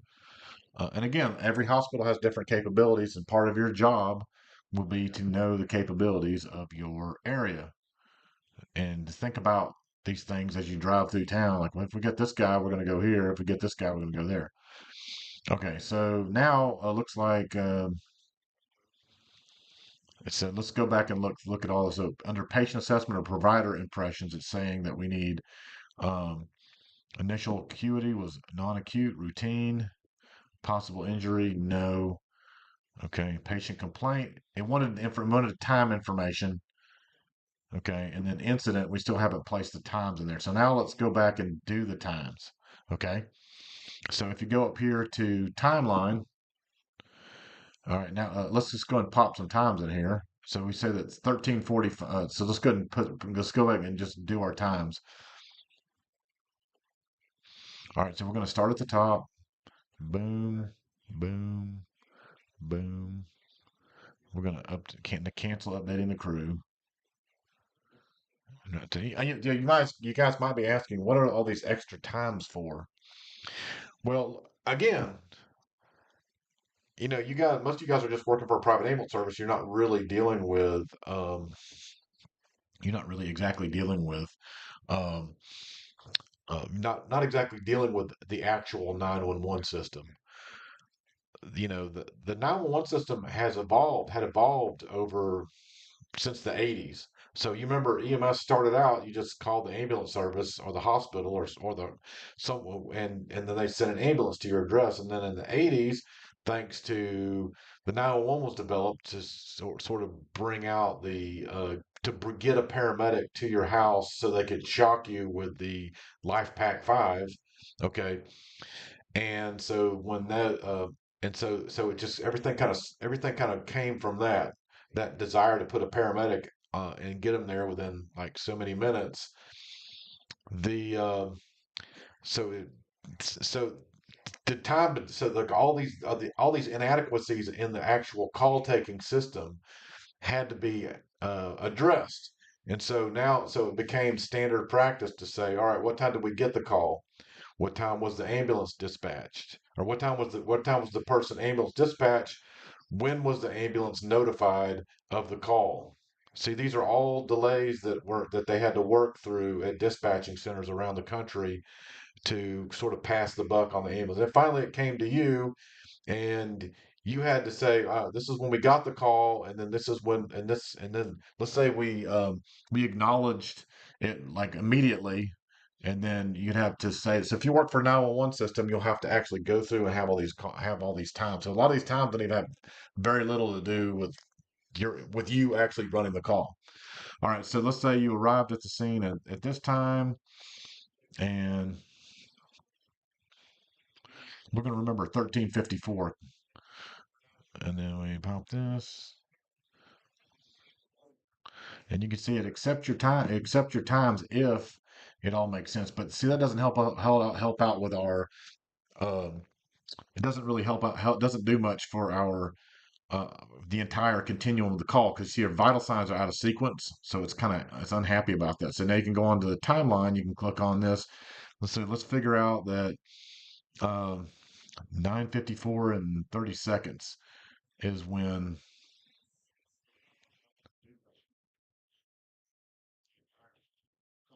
So you can click that arrow mark and it'll put you back on here. 1954, 54:30.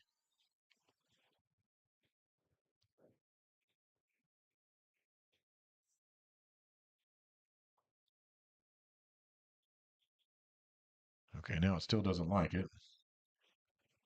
Oh, sorry, it's got to be after that. So it's like 1950. It was still right. 1955.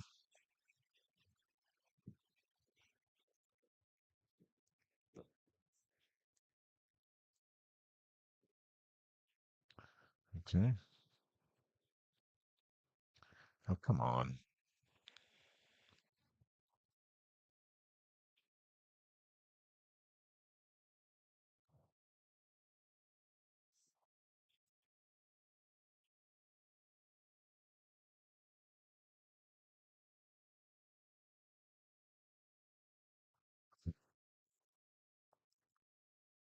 Oh, that's frustrating. Let's see. Oh, I got you. So we arrived at the page of 1957, 1958.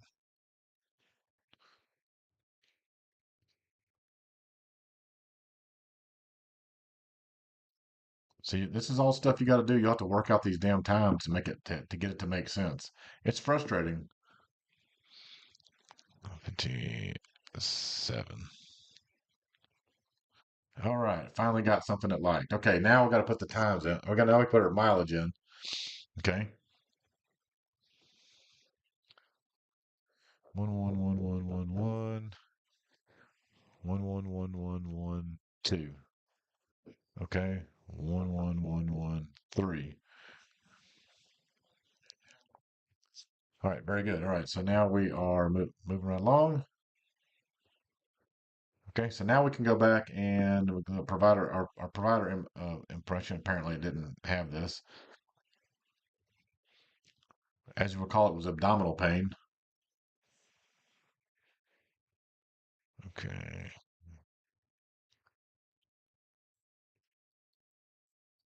Hmm.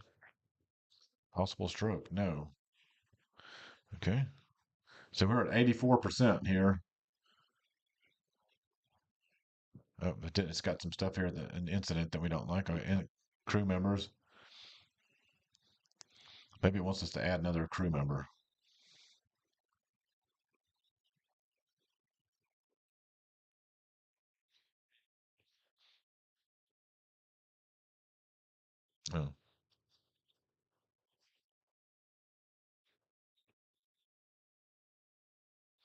Oh, we're adding an exposure. Okay, so let's see what it didn't like. Oh, okay.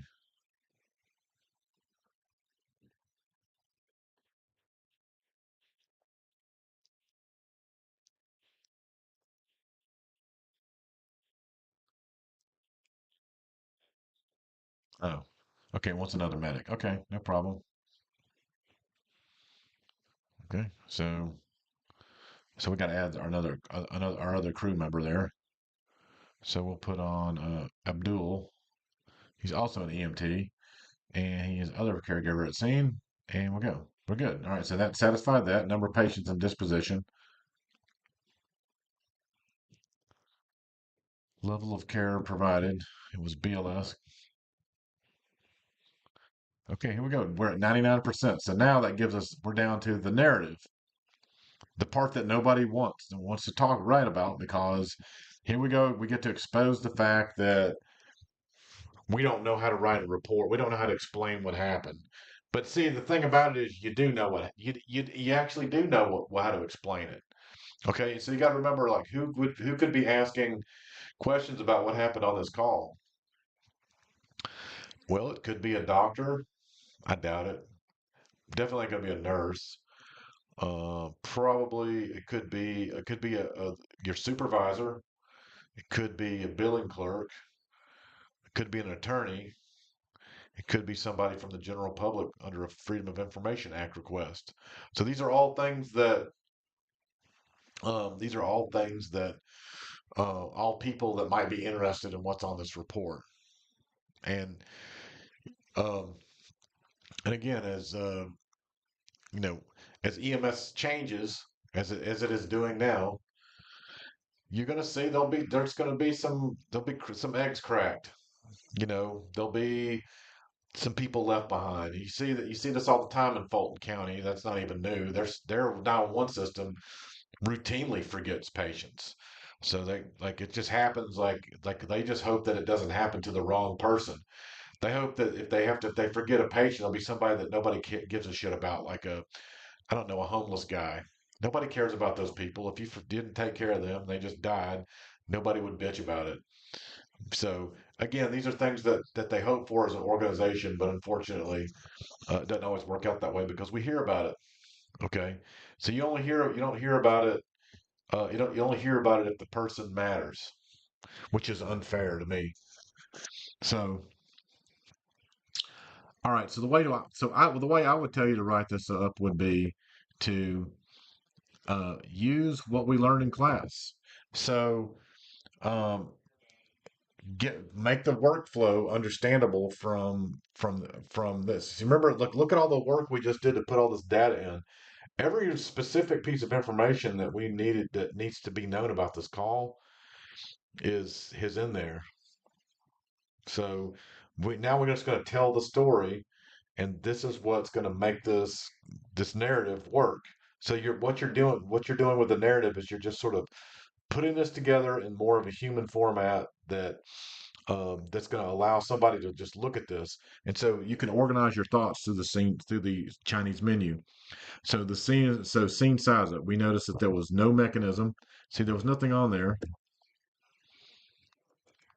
and there was one patient, and that's really not. I mean, what else do you need to say? You could say the scene was safe. Scene was safe. All right, and then you got primary survey. Look, let's say we met the. How did we meet the patient? We met her on the front porch. You must have met patient on the front porch.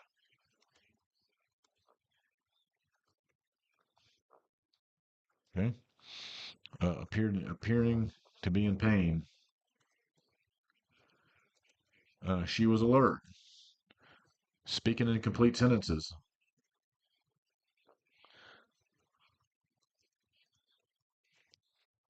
She had a radial pulse. All right. Then we did a focus history and physical exam. Okay, so look, we already documented. We've like what's in a focus history and physical exam. You've got a sample history, you've got a set of vital signs, and then you have a focused physical exam. And on here, it really didn't talk about what our focused physical exam was. I'll bet you there's some place in here where you could put that in there, like your focused physical exam. Oh, here we go. I knew this was going to happen. So now it's having a hard time saving it.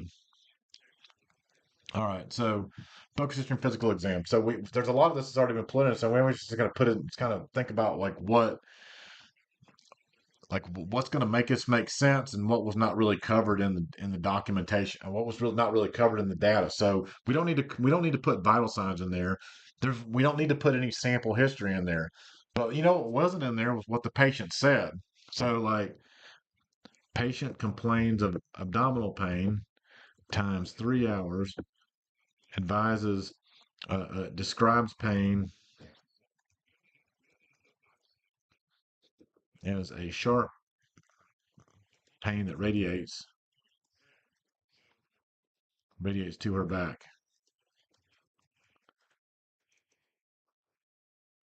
Abdomen was non-tender. Tenderness, by the way, means that when you touch it, it hurts. In case you didn't know what tender meant, that's what tender means. Abdomen is non-tender. Also, nothing was really mentioned about her her urinary habits. Patient advises normal bowel movement, urinary bladder.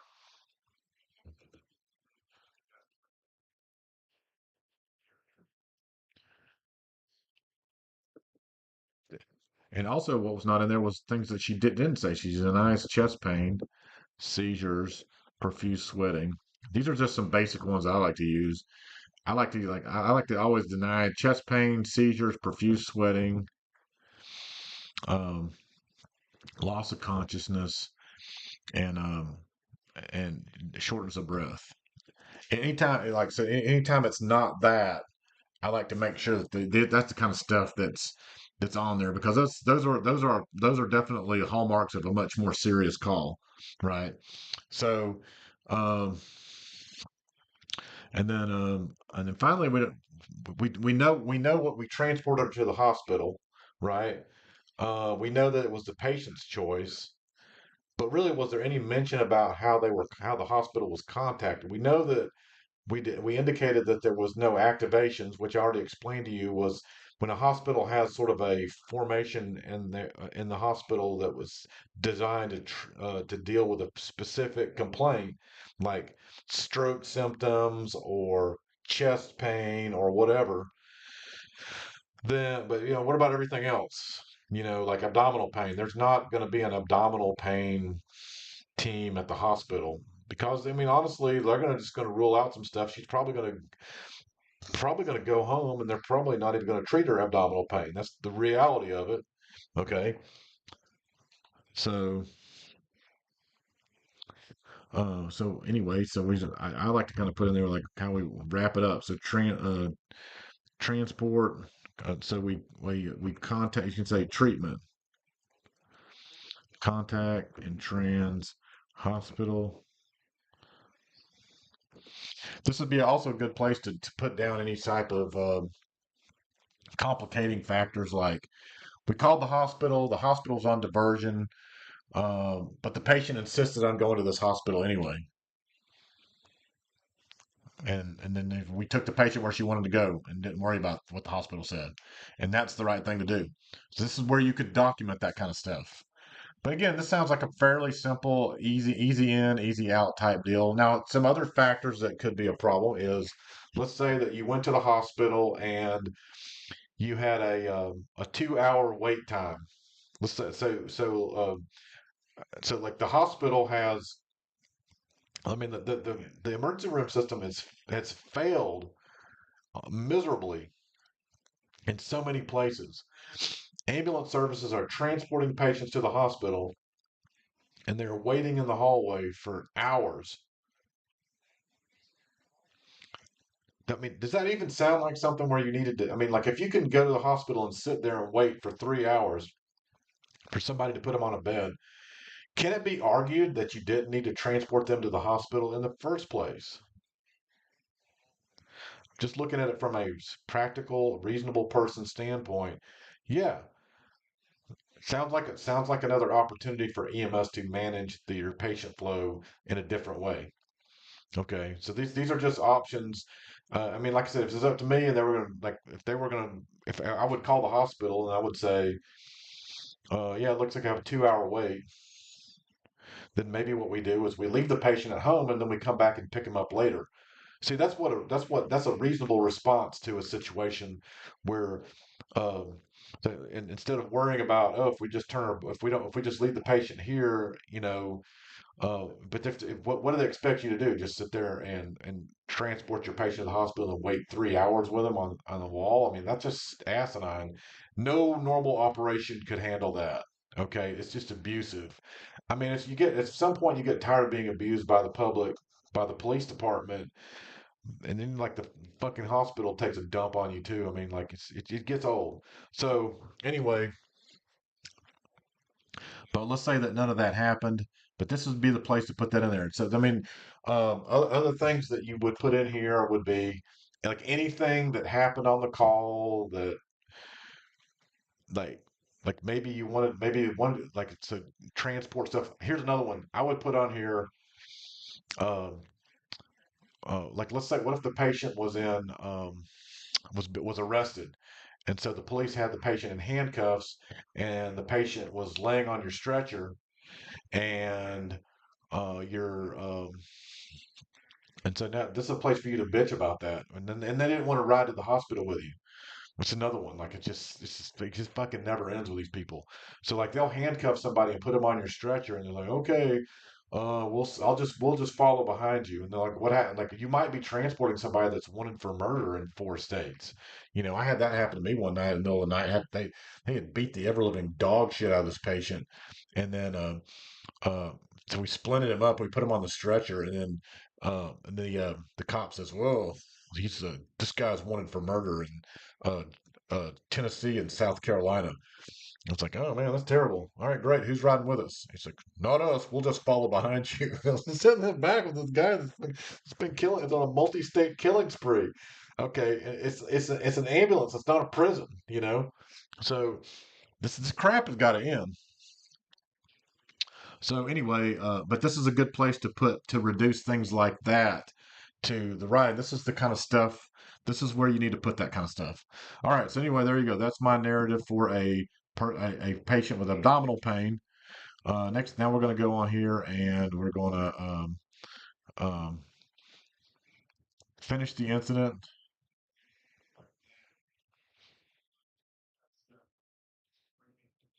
and then we're going to close it out.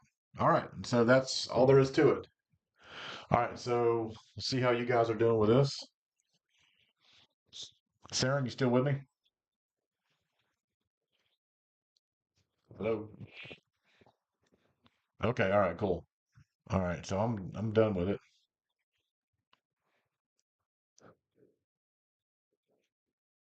Okay. All right, so y'all can just finish that up, and that'll be it.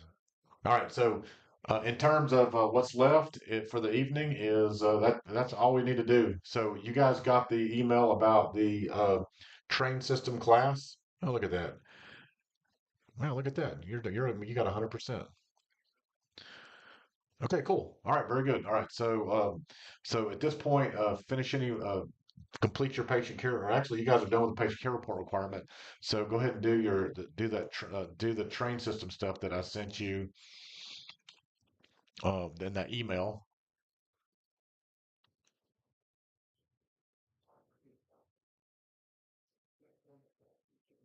No, it's not. You'll have to make up a new one. You have to.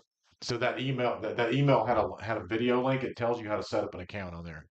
Okay.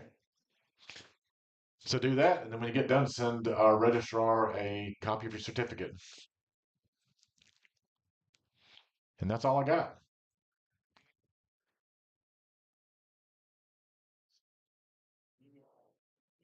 Yeah, I mean, we'll probably be aware of it before you reach out to us, though. So we monitor this like kind of like several times a week. So we'll be with you until you get done with everything. All right, guys. Well, that's all I got. So I'm going to call it here. Any questions?